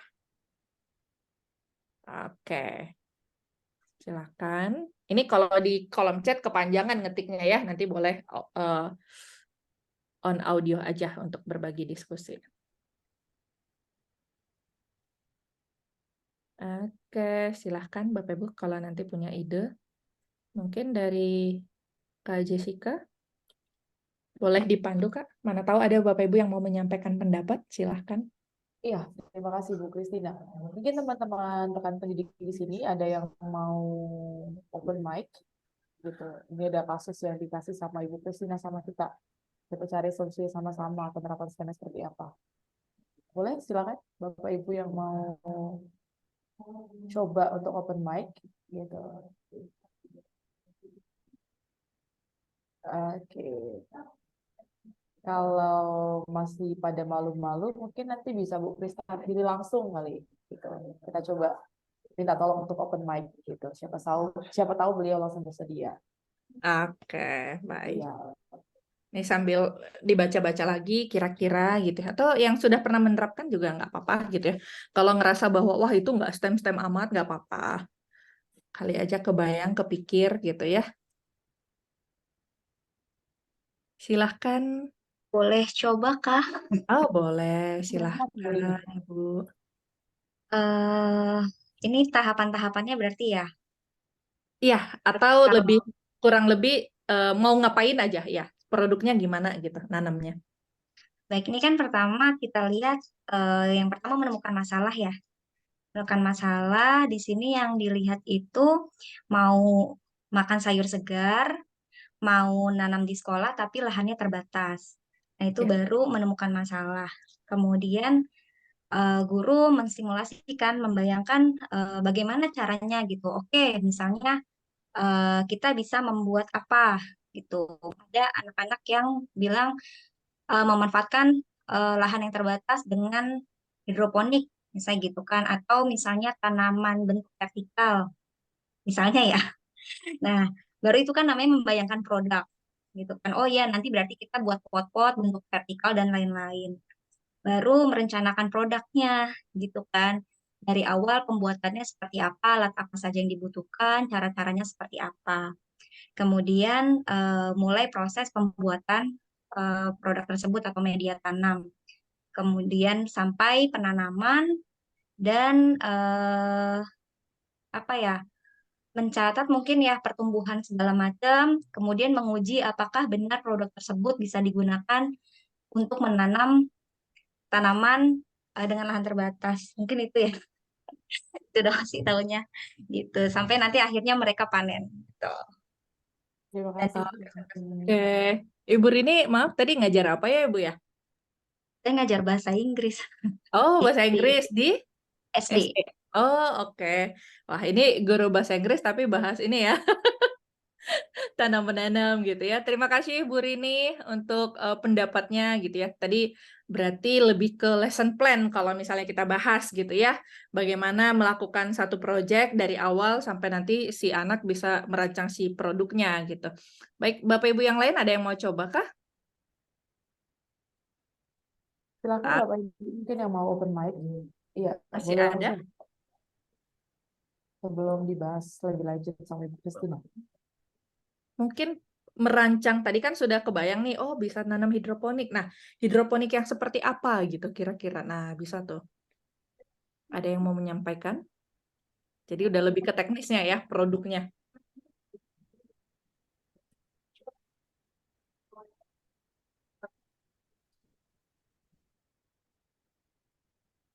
Nah, sepertinya masih belum Malu-malu ada. gitu, Bu. Iya. Baik, nggak apa-apa. Takut salah. Bapak Ibu.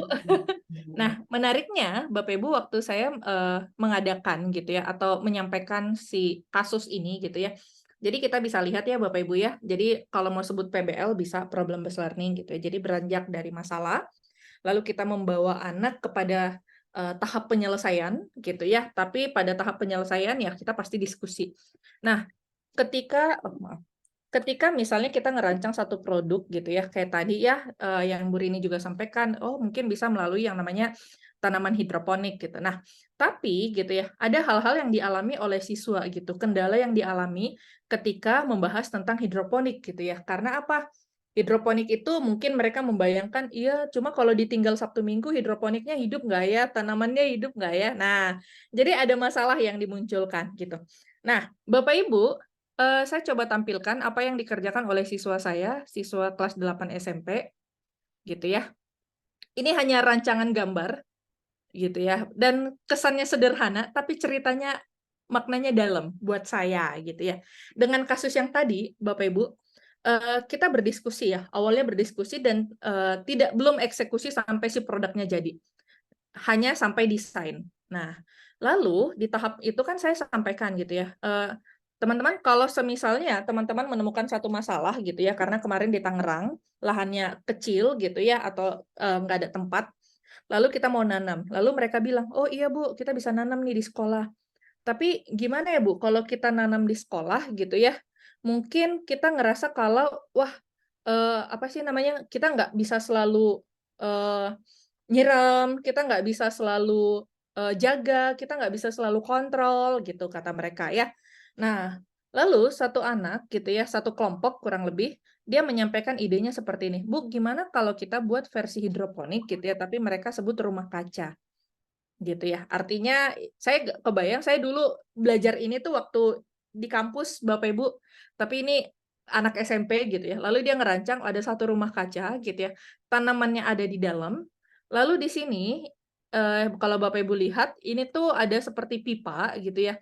Pipanya ini akan nyiramnya itu secara otomatis. Jadi si anak ini bilang, "Wah, bisa ya, Bu, nyiram otomatis nanti saya buat sensornya." Ini belum eksekusi ya Bapak Ibu ya. Jadi dia juga nggak tahu cara buat sensor itu gimana, kebayang ya. Tapi dia sudah membayangkan nanti tanamannya itu dikasih sensor. Sensornya itu setiap jam 8 dan jam 4 sore akan bunyi alarm. Gitu ya. Oh, jadi disesuaikan dengan suhu gitu. Nah, itu ada lagi. Lalu mereka bilang, "Oh, nanti kan Bu harus dicek pH-nya." Berarti pH-nya, kemudian nutrisi cairannya, cairan nutrisinya nanti bisa ini dibuat lagi Bu. Nanti di dalamnya ini ya, ini ada apa? Bisa dikatakan saluran. Nanti saluran ini ada yang buat air, ada yang buat nutrisi, lalu nanti di dalamnya ini ada untuk cek pH gitu. Jadi semua serba otomatis. Nah, Kemudian, lalu dia bilang lagi, Bu, nanti kalau panen, kayaknya bisa deh kalau panen itu nanti ada ada sensor yang bisa ngedeteksi apakah ini sudah bisa dipanen atau tidak. Berarti dilihat dari apa? Oh, daunnya sudah berwarna ini, tingginya sudah segini, itu juga sensor. Bapak Ibu, saya waktu dengar itu saya cuman saya coba bilang saya nggak kebayang kalau disuruh buat itu gitu ya. Dan itu ternyata saya udah minta izin ke orangnya. Saya sedang kembangkan itu di kampus, Bapak Ibu. Jadi kebayang ya. Jadi hal sederhana dari pemikiran anak anak SMP itu tuh bisa kita kembangkan. Mungkin kita bisa bilang, wah itu udah ada di negara maju, tapi kita mau membawa mereka ke dalam alur berpikir kritis dengan design thinking, Bapak Ibu. Dari ada masalah, ada solusi, lalu mereka ngedesain, lalu kolaborasi, dan poinnya adalah belum tentu satu orang bisa ngerjakan ini. Nah, sehingga kita cek nih, tadi kolaborasi itu, bidang ilmu itu. Nah, Bapak Ibu yang sekarang ngajar SD, SMP, SMA, atau bahkan kelas yang lebih kecil gitu ya, jangan kita memikirkan bahwa ketika ada satu ide dari anak gitu, oh itu langsung eksekusi, enggak. Mari kita cek gitu ya. Kita cross check adalah cara berpikir mereka. Dan banyak ya hal-hal yang mungkin di ekskul ya Bapak Ibu sekarang, anak-anak SD juga sudah sangat kreatif gitu ya. Saya beberapa waktu ini gitu ya dikasih kesempatan jadi juri untuk robotik regional dan nasional Bapak Ibu. Jadi ada satu kegiatan untuk kompetisi robotik di Jakarta, dan waktu saya lihat pesertanya anak SD kelas 1, Bapak Ibu. Robotik gitu ya. Nah, mungkin kita bisa bilang, oh ya iya karena memang sekolahnya bagus, kemudian mereka punya dana, tapi yang saya mau cek bukan di situnya Bapak Ibu, tapi alur berpikir mereka, design thinking-nya mereka. Itu yang ditanamkan oleh guru-guru. Makanya ketika saya tanya, apa yang Bapak Ibu tanamkan kepada anak-anak? Berpikir kritis. Mari cari tahu sampai mereka memang ingin cari tahu lebih karena mereka ngerasa nggak puas. Gitu ya, Pak, kenapa ini? Kenapa ini? Jadi ya gurunya lelah gitu ya Bapak Ibu, tapi seneng karena anak seaktif itu buat tanya. Nah, kurang lebih gitu. Nah, kemudian bagaimana cara menilai? Nah, ini Bapak Ibu nanti saya skip gitu ya, tapi sekilas aja kurang lebih saya sampaikan di sini, nanti Bapak Ibu bisa nanya gitu ya. Gimana cara menilai untuk proyek P5-nya yang dihubungkan dengan STEM kurang lebih masih sama. Konten dan pemahaman si anak, kreativitas inovasi, kolaborasi, komunikasi dan presentasi, pemecahan masalah, refleksi dan pembelajaran. Jadi tetap ini yang jadi poin-poinnya di dalam Bapak Ibu melakukan asesmen penilaian gitu ya. Yang pasti proses itu menjadi satu hal penting yang tidak bisa terlewatkan ketika Bapak Ibu ingin merancang satu proyek bersama dengan siswa. Nah, ini untuk penilaiannya juga ada banyak, Bapak Ibu. Nanti Bapak Ibu bisa sesuaikan, saya bisa kirim filenya. Lalu, nah, lagi-lagi saya diingatkan, dan saya juga mau mengingatkan Bapak Ibu, poin dari pembelajaran STEM, pembelajaran pada kurikulum Merdeka, poinnya adalah bagaimana pembelajaran itu bermakna, dan itu akan memberikan dampak untuk pengembangan karakter anak, dan untuk menuntun anak menjadi pribadi yang yang memiliki nilai-nilai Pancasila gitu ya, yang tadi yang kita bahas pada P5, itu yang kita harapkan kurang lebih. Nah, ini untuk merancang proyeknya, saya buat sekilas aja karena waktunya panjang gitu ya, nanti Bapak Ibu bisa sesuaikan. Intinya itu bukan hal yang mudah, tapi Bapak Ibu harus bersedia duduk bersama dengan guru-guru lain, itu penting. Tapi kalau Bapak Ibu bilang, wah guru lain belum tentu ngerasa itu penting, nah mari kita tularkan. Gitu ya. Kalau misalnya sudah ditularkan tidak mau, ya udah, mari kita kerjakan dulu nanti biar mereka melihat. Terkadang begitu ya. Jadi terkadang mereka kok bisa, ya udah nggak apa-apa kita ajak mereka gitu ya. Ngikutin forum-forum seperti ini tuh bisa membuat mereka juga bisa mengerti bahwa sepenting itulah untuk merancang satu proyek STEM pada penerapan kurikulum Merdeka. Kurang lebih sampai di sini untuk Kak Jessica, nanti untuk tanya jawab silahkan kalau misalnya ada gitu ya. Terima kasih. Oke, terima kasih Bu Christina gitu. Terima kasih pemaparannya sungguh sangat baik ya. Mungkin untuk teman-teman rekan-rekan pendidik yang mau bertanya, kita buka sesi pertama terlebih dahulu, 3 orang penanya pertama gitu. Mungkin kalaupun ada di luar daripada bahasan kita pada sore hari ini, tapi mungkin pengen ditanyakan langsung nih kepada Ibu Christina juga bisa. Gitu. Mungkin bisa menambah wawasan teman-teman ataupun menyelesaikan problem atau masalah yang teman-teman punya sejauh ini dalam proses belajar mengajar. Ayo, boleh silakan open mic ataupun mungkin bisa dituliskan dalam kolom chat. Ya, kita tunggu. Iya, sambil menunggu teman-teman, saya punya satu poin gitu Bu Christiana yang tadi saya menarik gitu yang dari Bu sampaikan gitu. Jadi kan tadi Bu bilang bahwa ide contoh tadi ide yang kelas 8 itu kan sebenarnya sangat menarik ya. Nah, saya penasaran nih, berarti pada waktu itu tidak langsung dijadikan menjadi sebuah project gitu ya Bu ya? Ya, jadi itu tuh belum sampai tahap project karena memang eh tunggu, tahap project karena itu idenya kan lebih kompleks ya, pakai sensor Iya. dan yang lainnya. Jadi Mm-mm. kita menerapkannya versi yang minimalis, yang proses tanam-menanam yang tadi saya sampaikan. Jadi mereka mulai pengukuran, mulai apa itu pakai manual. Kurang lebih poinnya di situ sih.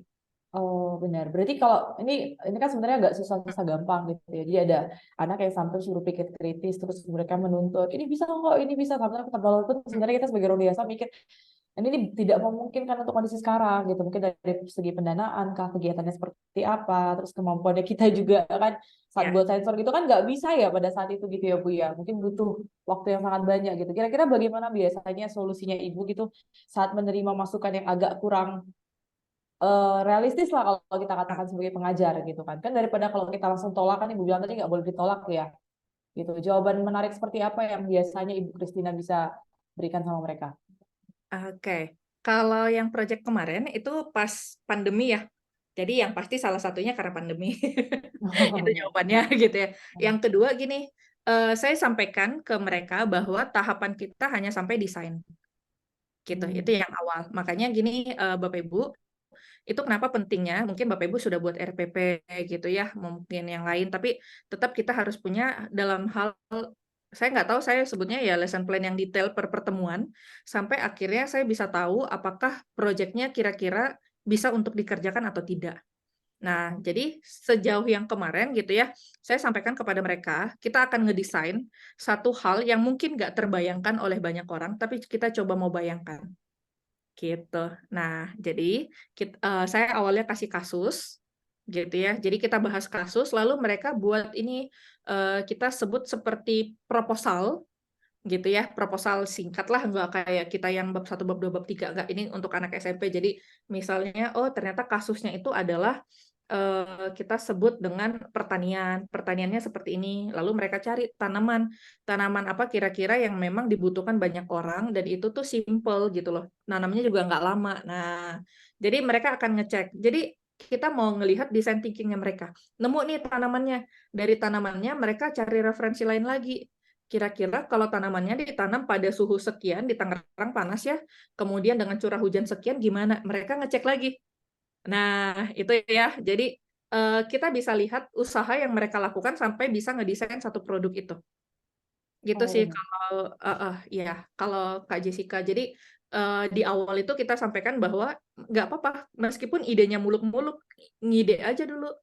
Kan itu kan kalau konten creator bilang, ngide aja dulu, nanti eksekusi. Nah, eksekusinya itu lalu saya sampaikan, kita mau ngerancang proses eksekusi tapi dengan cara sederhana. Sederhananya adalah mereka nanam di rumah. Karena kan nggak bisa ke sekolah ya.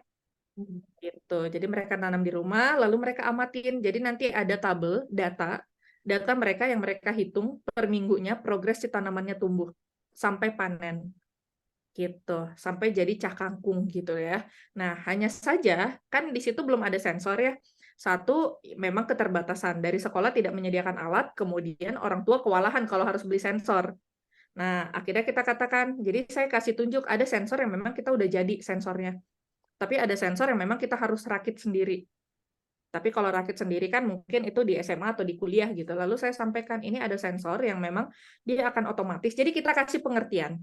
Nah, enaknya adalah nggak tahu ya Bapak Ibu, saya ngerasa kalau saya ngobrol dengan siswa saya ngerasa ngobrol dengan teman saya. Dan ternyata mereka juga ngobrol seperti dengan teman.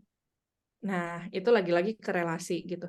Lalu kalau misalnya nih, mungkin pertanyaannya, Bu, ini kenapa kita nggak buat? Nah, lalu kita sampaikan sih alasan-alasan yang mereka bisa nangkep. Yang kita bisa katakan bahwa, ya ini mungkin bisa dikembangkan kalau nanti kamu mau perdalam lagi di universitas. Gitu. Jadi sampai sekarang saya masih keep kontak dan saya sampaikan bahwa saya izin gitu ya mau pakai gambarnya, desainnya untuk webinar, untuk workshop gitu ya. Bahkan saya mau coba kembangkan itu lebih kompleks lagi, saya kasih tahu ke mereka. Karena memang ya saya nggak tahu kalau di sekolah Bapak Ibu bisa nggak menerapkan seperti itu, memang lebih canggih. Ada sekolah internasional mungkin yang bisa gitu ya. Tapi di sekolah saya sebelumnya itu terbatas gitulah kurang lebih Kak. Iya. Terima kasih Bu Christina gitu. Iya, karena memang banyak banget anak-anak sekolah dasar terusnya juga apa ya, punya ide-ide yang out of the box terkadang gitu. Jadi kita memang harus pinter-pinter banget sih untuk menjawab sama mereka. Tapi memang kalau saya secara pribadi, karena saya memang ngajar di kelas 5, kelas 6 gitu kan Bu. Mungkin fenomena yang saya lihat di 2 tahun terakhir ini, terusnya gara-gara masa COVID kemarin, gitu. Jadi anak-anak ini banyak yang harus didikte juga terkadang jadinya gitu. Padahal kan sebenarnya kita mengajarkan mereka berpikir kritis ya, terutama di anak yang generasi tahun lalu gitu. Jadi kayak apa-apa tuh nggak tahu gitu. Jadi akhirnya kita harus kasih tahu semuanya lagi dari awal gitu. Bahkan untuk buat project simple aja sampai kita terkadang harus buat video gitu. Itu mungkin yang jadi tantangan di 2 tahun ini sih, mengingat mereka kemarin mungkin terjebak di pandemi COVID ya gitu. Jadi kreativitasnya juga agak-agak, saya sih merasa mereka menurun gitu dari anak-anak yang angkatan-angkatan sebelumnya yang jauh lebih berpikir kritis saat mereka itu menyelesaikan proyek gitu. Jadi kalau ini sekarang malah bertanya balik, ini gimana nih Miss ngerjainnya gitu.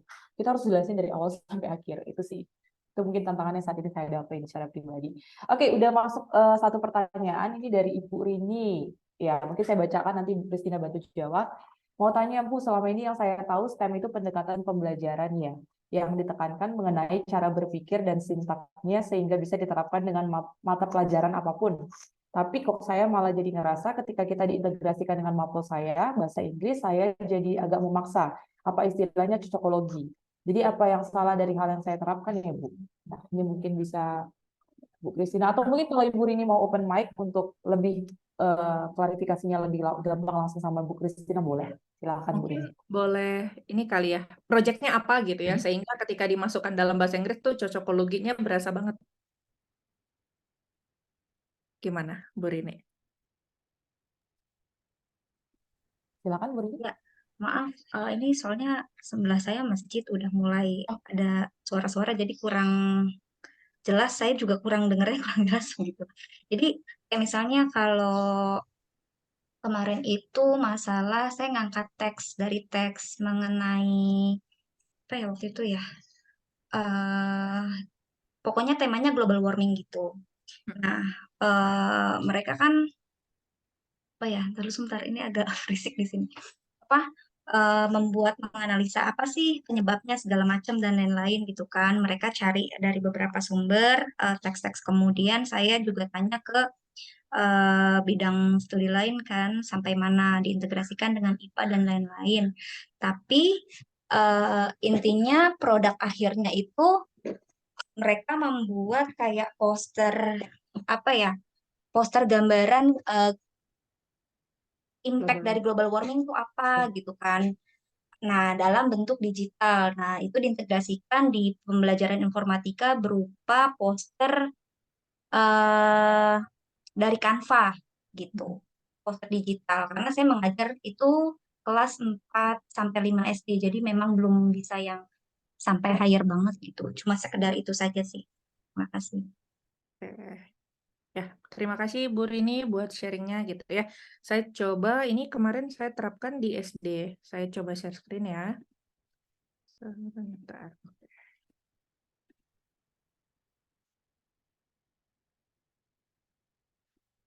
Oke, ini sebentar.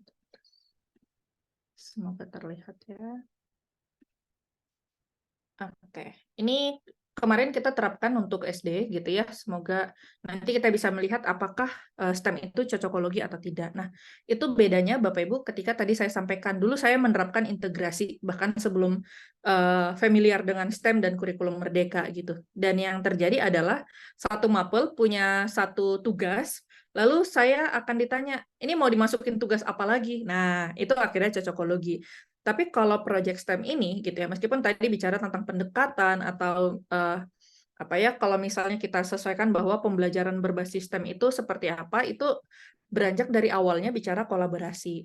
Nah, kalau misalnya di sini Bapak Ibu saya bacain ya gitu ya, Kota Bandung itu dirancang menjadi smart city. Jadi ini saya sedang membawa guru-guru SD siswanya nanti kepada poin di mana Bandung itu tuh jadi smart city, di mana tata kota dan akses transportasi diatur sedemikian rupa sehingga sesuai fungsi dan letaknya yang strategis gitu ya. Jadi smart city ini mereka akan menggunakan listrik dengan energi terbarukan. Misalnya energi terbarukan ada surya panel gitu ya, jadi gunakan cahaya matahari atau pakai angin gitu ya. Hanya saja karena pada saat itu bisa dikatakan wah kayaknya nggak mungkin nih kalau pakai panel surya panel gitu. Lalu kita gantikan baterai untuk pada saat project gitu ya. Lalu dikatakan bahwa kendaraan yang melaju pun tidak lagi menggunakan bahan bakar minyak atau listrik melainkan mengandalkan surya panel gitu ya. Jadi surya panelnya lagi-lagi diganti sama baterai. Silahkan gitu ya Bapak Ibu merancang smart city dengan pendekatan STEM dan elemen P5. Nah, Bapak Ibu waktu kita buatnya ke siswa, kita membayangkan atau kita katakan kepada anak gitu ya, ada satu kasus di mana di Kota Bandung tuh kayaknya sudah sumuk gitu ya, maksudnya sudah terlalu penuh dengan kondisi juga cukup berantakan. Gimana caranya gitu ya kita mau ngerancang smart city dengan tata kota yang lebih baik, lebih bagus gitu ya. Nah, lalu kalau kita bisa melihat Bapak Ibu ini proyeknya gitu ya. Sebentar saya cek proyek yang dilakukan itu adalah seperti ini. Baru nanti kita lihat mapel yang terlibat apa saja. Bentar ya.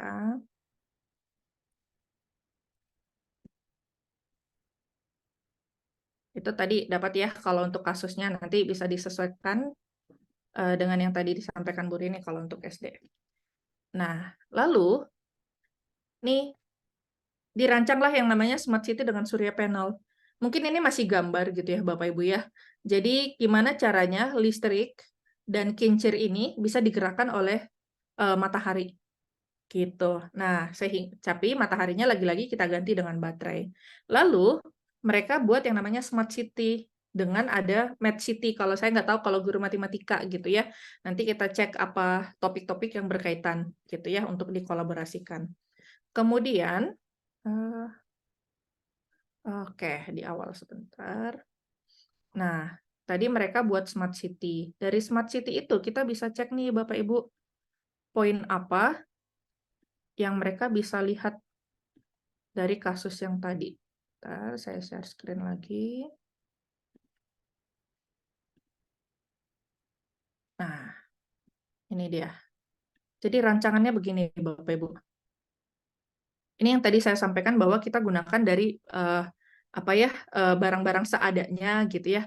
Kalau Bapak Ibu lihat gitu ya, kenapa kita cek nih, ini smart city dengan surya panel. Jadi lampu, kemudian kendaraan, kemudian apapun yang berhubungan dengan arus listrik itu digunakan dari surya panel gitu. Nah, itu rancangannya.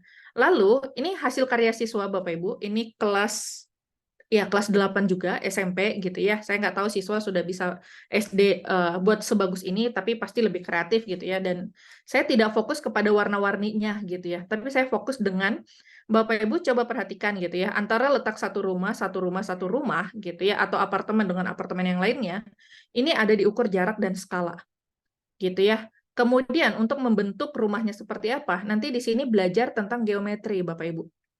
Jadi bukan sesuatu yang dipaksakan, tapi kita bisa melihat gitu ya, dari awal mereka akan diskusi nih, kalau sainsnya gimana caranya untuk merancang smart city. Oh, mereka lihat dari segi lingkungannya. Oh, kayaknya kita butuh yang namanya ini nanti ekosistemnya seperti apa gitu ya. Kemudian kita bisa cek nanti dari segi teknologinya apa, kemudian rekayasa atau engineering-nya apa, matematiknya apa. Sehingga proyek ini dinilai oleh guru SD, Bapak Ibu bisa lihat ini penilaiannya. Apa aja topik yang masuk ke dalamnya. Sebentar. Soalnya slide-nya pisah-pisah. Sebentar ya. Nah, ini dia. Nah, ini Bapak Ibu. Jadi ini bukan cocokologi. Jadi ini sudah integrasi mapel yang mereka cek mata pelajaran apa yang terkait di dalamnya. Nah, kalau misalnya Bapak Ibu, untuk proyek STEM, tadi yang disesuaikan dengan P5, Bapak Ibu bisa lihat gitu ya. Satu, belajar kelola limbah sampah seperti plastik atau karton dan yang lain-lain. Bapak Ibu nanti itu belajar tentang sampah organik, anorganik. Saya nggak tahu di SD juga pasti udah belajar gitu ya. Jadi membedakan sampah, dan untuk memilih sampah yang dijadikan smart city, pilihannya jatuh kepada sampah yang paling banyak, yang mereka list data, temukan. Dari survei, dari wawancara, oh limbah dari rumah ini lebih banyak mana limbah. Jadi mereka untuk menemukan itu, mereka butuh observasi dulu Bapak Ibu.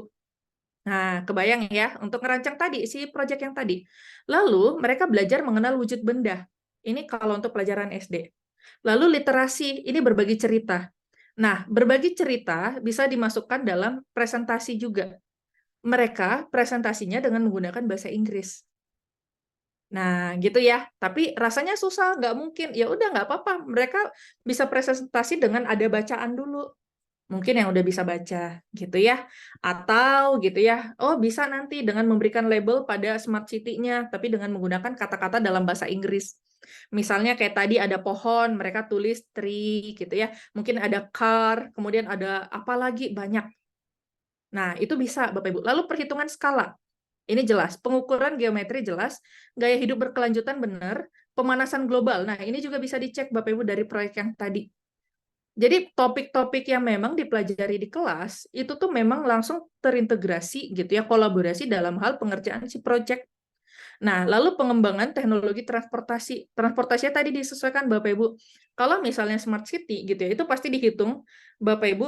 Kalau misalnya di negara-negara yang memang sudah maju gitu ya, dalam satu kota mereka hitung penduduknya, mereka hitung kondisi jalan rayanya, mereka hitung mobil yang bisa dikeluarkan. Itu kenapa gitu ya, di beberapa negara itu pajaknya lebih gede sehingga supaya meminimalkan orang punya kendaraan sendiri. Nah, ada hal-hal yang seperti itu. Nah, itu kan bisa kita pelajari. Lalu kalimat iklan, ini yang tadi gitu ya. Kalau misalnya proyeknya Buri ini hanya poster gitu ya. Tapi sebenarnya di sini tuh kita bisa masukkan kalimat iklan. Iklannya apa?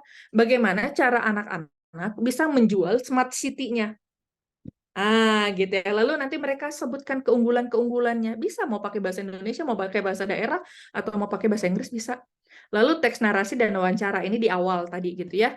Kemudian keliling dan luas berbagai bahan datar, ini bisa dihitung. Kemudian bangun ruang, tadi jelas geometri, dan mencari jarak tempuh, hubungan jarak, waktu, dan kecepatan. Ini di fisika. Gitu bisa dicek nanti kalau kita pakai mobil. Tadi saya nggak tampilkan gambarnya, tapi buat mobilnya itu benar-benar dari botol bekas, ada roda, dan itu pakai baterai, pakai dinamo. Nah, itu lebih susah lagi, tapi itu bisa diterapkan untuk anak SD, Bapak Ibu. Tapi yang tadi saya sampaikan, untuk membuat proyek yang benar-benar bukan cocokologi, itu PR dari awal. Nah, sehingga Bapak Ibu, setiap awal semester, sebelum masuk tahun ajaran baru, kami guru-guru sudah kumpul untuk bahas proyek kayak gini. Gitu ya. Jadi bukan proyeknya ketemu di tengah jalan atau proyeknya baru terpikir. Jadi memang sudah dirancang, termasuk merancang dari adanya masalah. Gitu. Nah, kalau ke siswa kan kita yang harus memunculkan masalahnya. Gitu ya. Kita yang harus menyampaikan, memantikkan masalahnya itu apa supaya mereka berpikir gitu. Tapi kan kita untuk menemukan masalah itu para guru-guru kan juga bukan hal yang mudah ya. Nah, kurang lebih gitu sih Bu Rini. Jadi saya nggak tahu apakah memang itu bisa menjawab gitu ya, tapi sebenarnya untuk bahasa bahkan itu bisa masuk kemanapun, termasuk juga waktu kita bahas ini, guru PKN juga bilang, wah ini nih pas nih gitu ya, berarti bisa disesuaikan dengan toleransi, mungkin antar umat beragama, bisa disesuaikan juga dengan hubungan bermasyarakat gitu ya, kemudian juga yang agama juga, oh iya berarti nanti bisa ada rumah ibadah yang seperti apa, itu juga bisa gitu ya.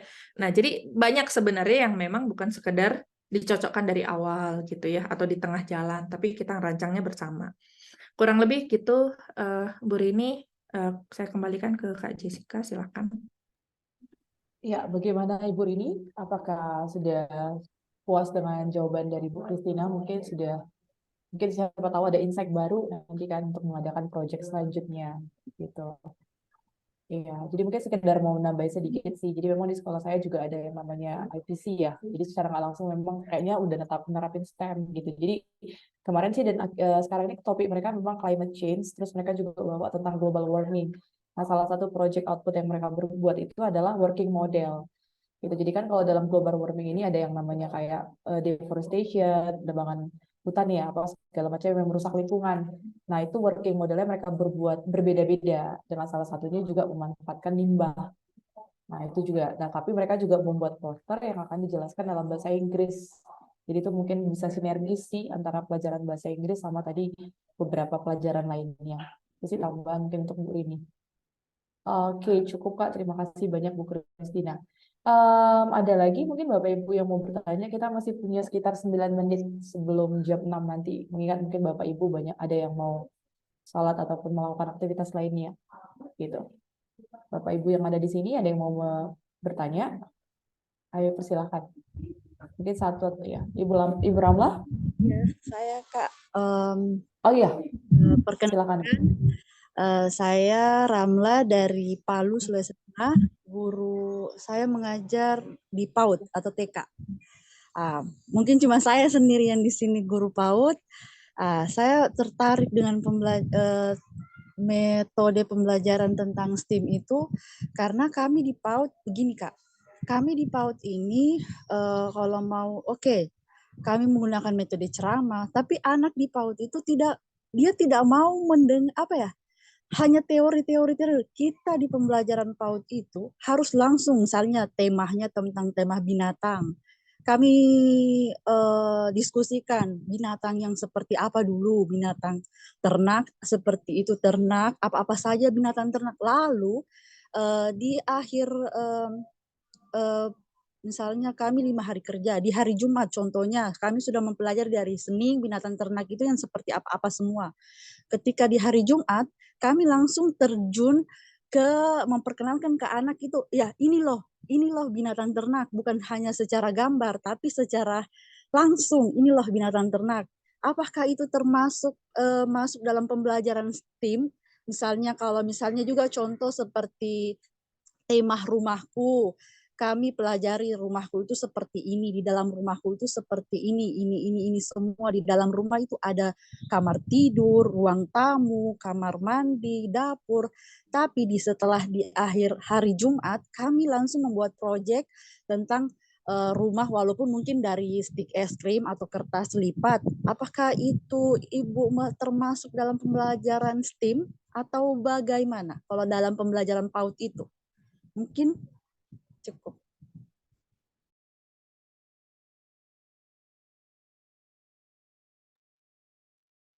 Oke, terima kasih Bu Ramlah. Gitu. Jadi mungkin bisa langsung jawab sama Ibu Kristina. Silakan. Oke, ini saya tadi putus-putus dengar suaranya gitu ya, tapi semoga pas pertanyaannya gitu ya dengan yang saya jawab. Kalau di PAUD ya, di kelas kecil gitu, kita bisa menentukan juga Bapak Ibu, jangan sampai gitu ya, tingkat kompleksnya itu kita memaksa anak untuk misalnya ya yang TK harus belajar yang jauh lebih tinggi dari yang seharusnya gitu ya. Tetap kita bawa sesuai dunianya mereka gitu ya. Nah, kalau ditanyakan gitu ya sama Ibu Ramlah, tadi kan iya tadi ceritain gitu ya, misalnya rumah seperti ini, di rumah itu ada. Nah, setelah itu eksekusi ini buat rumah, nanti bagian rumahnya ada kamar, ada ini, ada ini. Nah, kalau dikatakan apakah itu STEM, lagi-lagi saya katakan bahwa mari kita melihat dalam hal design thinkingnya yang Ibu Ramlah tanamkan kepada anak itu seperti apa. Misalnya nih kita bicara tentang bagaimana membuat anak untuk selalu pengen tahu gitu ya, penasaran. Bu, kira-kira kalau rumah ini nggak ada toiletnya gimana? Nah, bisa jadi ya. Saya nggak tahu kalau membayangkan gitu ya. Nanti bisa kita ceritakan. Nah, kemudian kalau semisalnya di rumah ini catnya warna ini gimana, Bu? Lalu kenapa orang nggak pakai cat warna hitam, Bu? Nah, itu saya kebayang ya, kalau anak kan agak, maksudnya pertanyaannya leneh, tapi kita nggak tahu jawab gitu ya. Saya nggak tahu kalau Bu Ramla gimana ya. Karena kalau yang anak-anak kelas kecil kan itu lebih to the point banget lah, ngomong apa yang dipikirkan langsung gitu. Atau mungkin yang masih baru belajar ngomong gitu ya. Tapi yang saya sampaikan adalah yang yang Ibu lakukan gitu ya dengan tim guru di sana itu sudah mengarahkan untuk design thinking-nya anak. Artinya anak juga nggak mau hanya, kalau apalagi kelas kecil ya kayak tadi saya sampaikan, yang SMP aja tuh hanya sekitar 10-15 menit. Apalagi anak fokusnya lebih singkat ya, yang PAUD gitu ya, yang kelas kecil itu lebih singkat. Jadi dengan Ibu langsung menjelaskan, dan paling pentingnya juga kontekstual sih Ibu. Jadi misalnya nih saya cerita tentang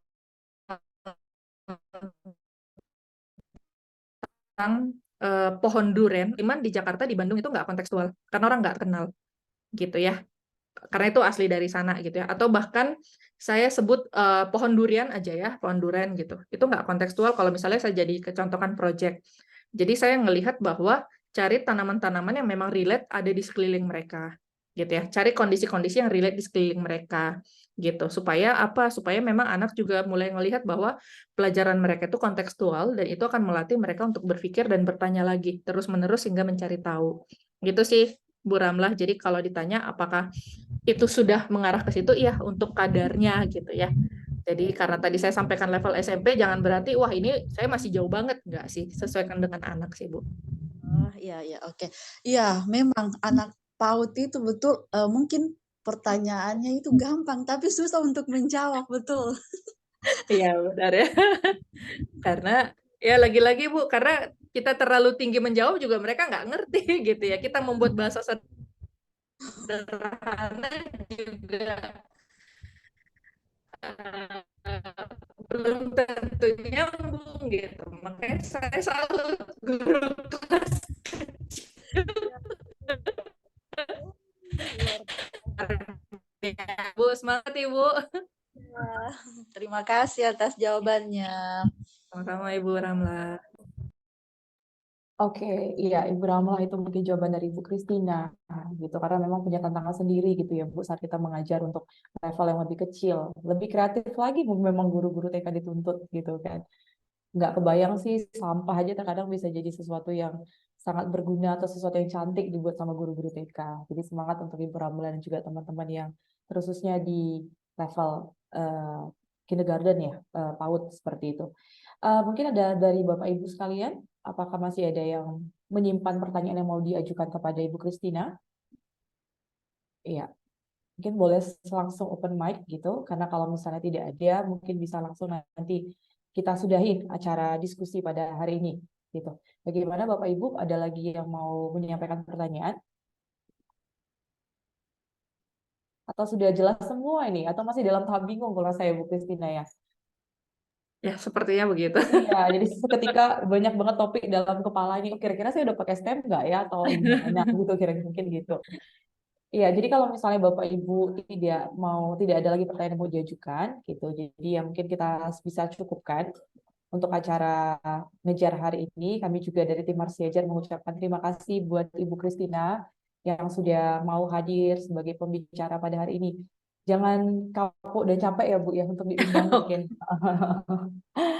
Kita mungkin bisa next time jadi pembicara lagi di acaranya Marsiajar ngejar ataupun mungkin kelas guru konten kreatornya gitu. Bagaimana kita langsung aplikasiin STEM sama-sama mungkin di kelas nanti bisa jadi salah satu pemikiran juga sama tim gitu. Karena ini menarik sebenarnya dan sangat dibutuhkan oleh anak-anak sekarang gitu.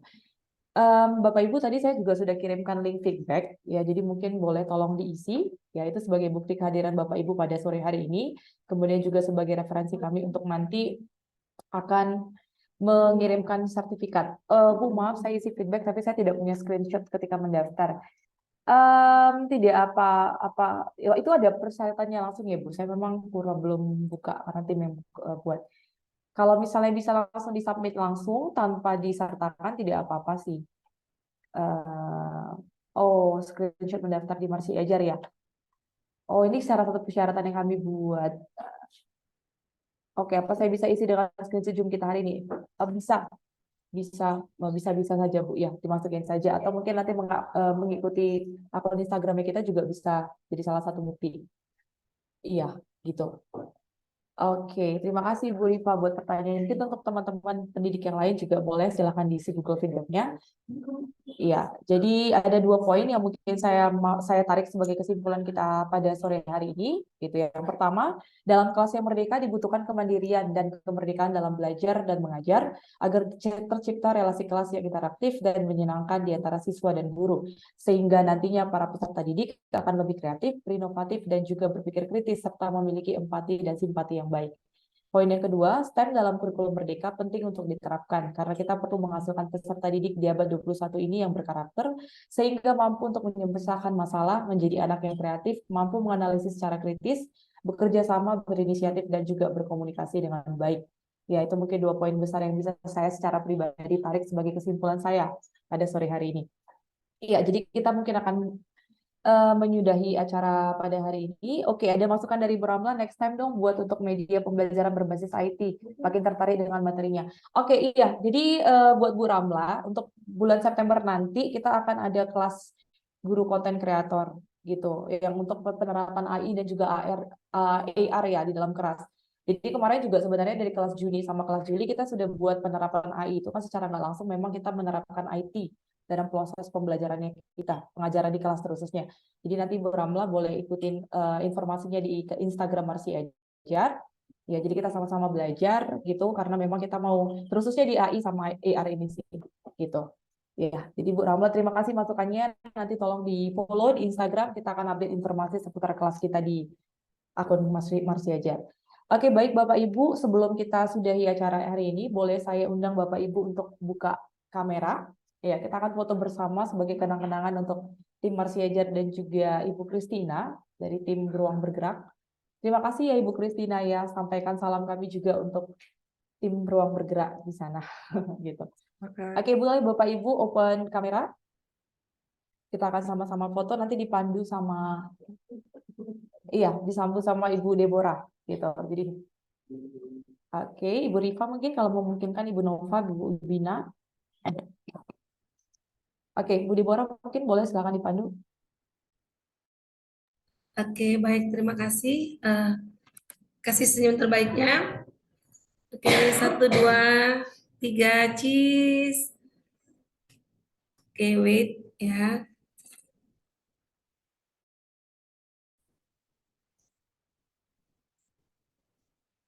Sebentar, ini masih gaya yang pertama.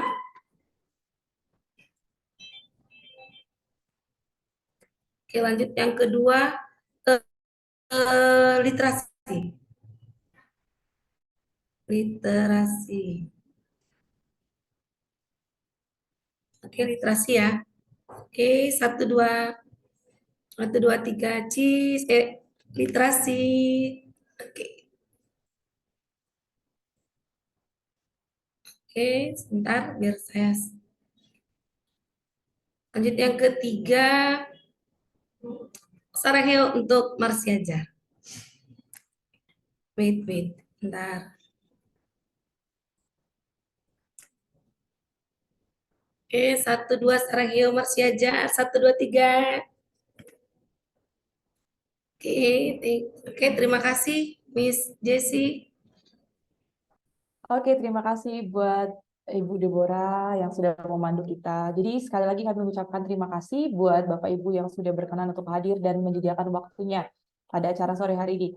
Jadi kami ingatkan bahwa September nanti Marsi Ajar akan buka kelas guru konten kreator, direncanakan akan diadakan pada tanggal 15 sampai 16 September. Jadi 2 hari. Hari pertama dan kita akan membahas pembelajaran AI, kemudian hari kedua akan membahas tentang penerapan AR di dalam kelas. Jadi mungkin bagi Bapak Ibu yang tertarik bisa langsung nanti lihat di akun Instagram Marsi Ajar. Kita akan naikkan flyernya dalam waktu dekat ini. Langsung saja mendaftar, mengisi Google Form seperti biasa untuk mengejar ini. Sekali lagi kami ucapkan terima kasih Bu Kristina yang sudah menyempatkan waktunya, senang bertemu dan berbagi ilmu bersama dengan Ibu. Sampai bertemu di lain waktu. Seperti itu. Ya, jadi sekian buat Bapak Ibu dan semuanya. Sampai bertemu di acara Ngejar Marsi Ajar bulan depan dan juga kelas guru konten kreator. Selamat sore, selamat melanjutkan aktivitas. Terima kasih. Terima kasih Bapak Ibu. Iya, terima kasih Bapak Ibu, terima kasih Bu Kristina.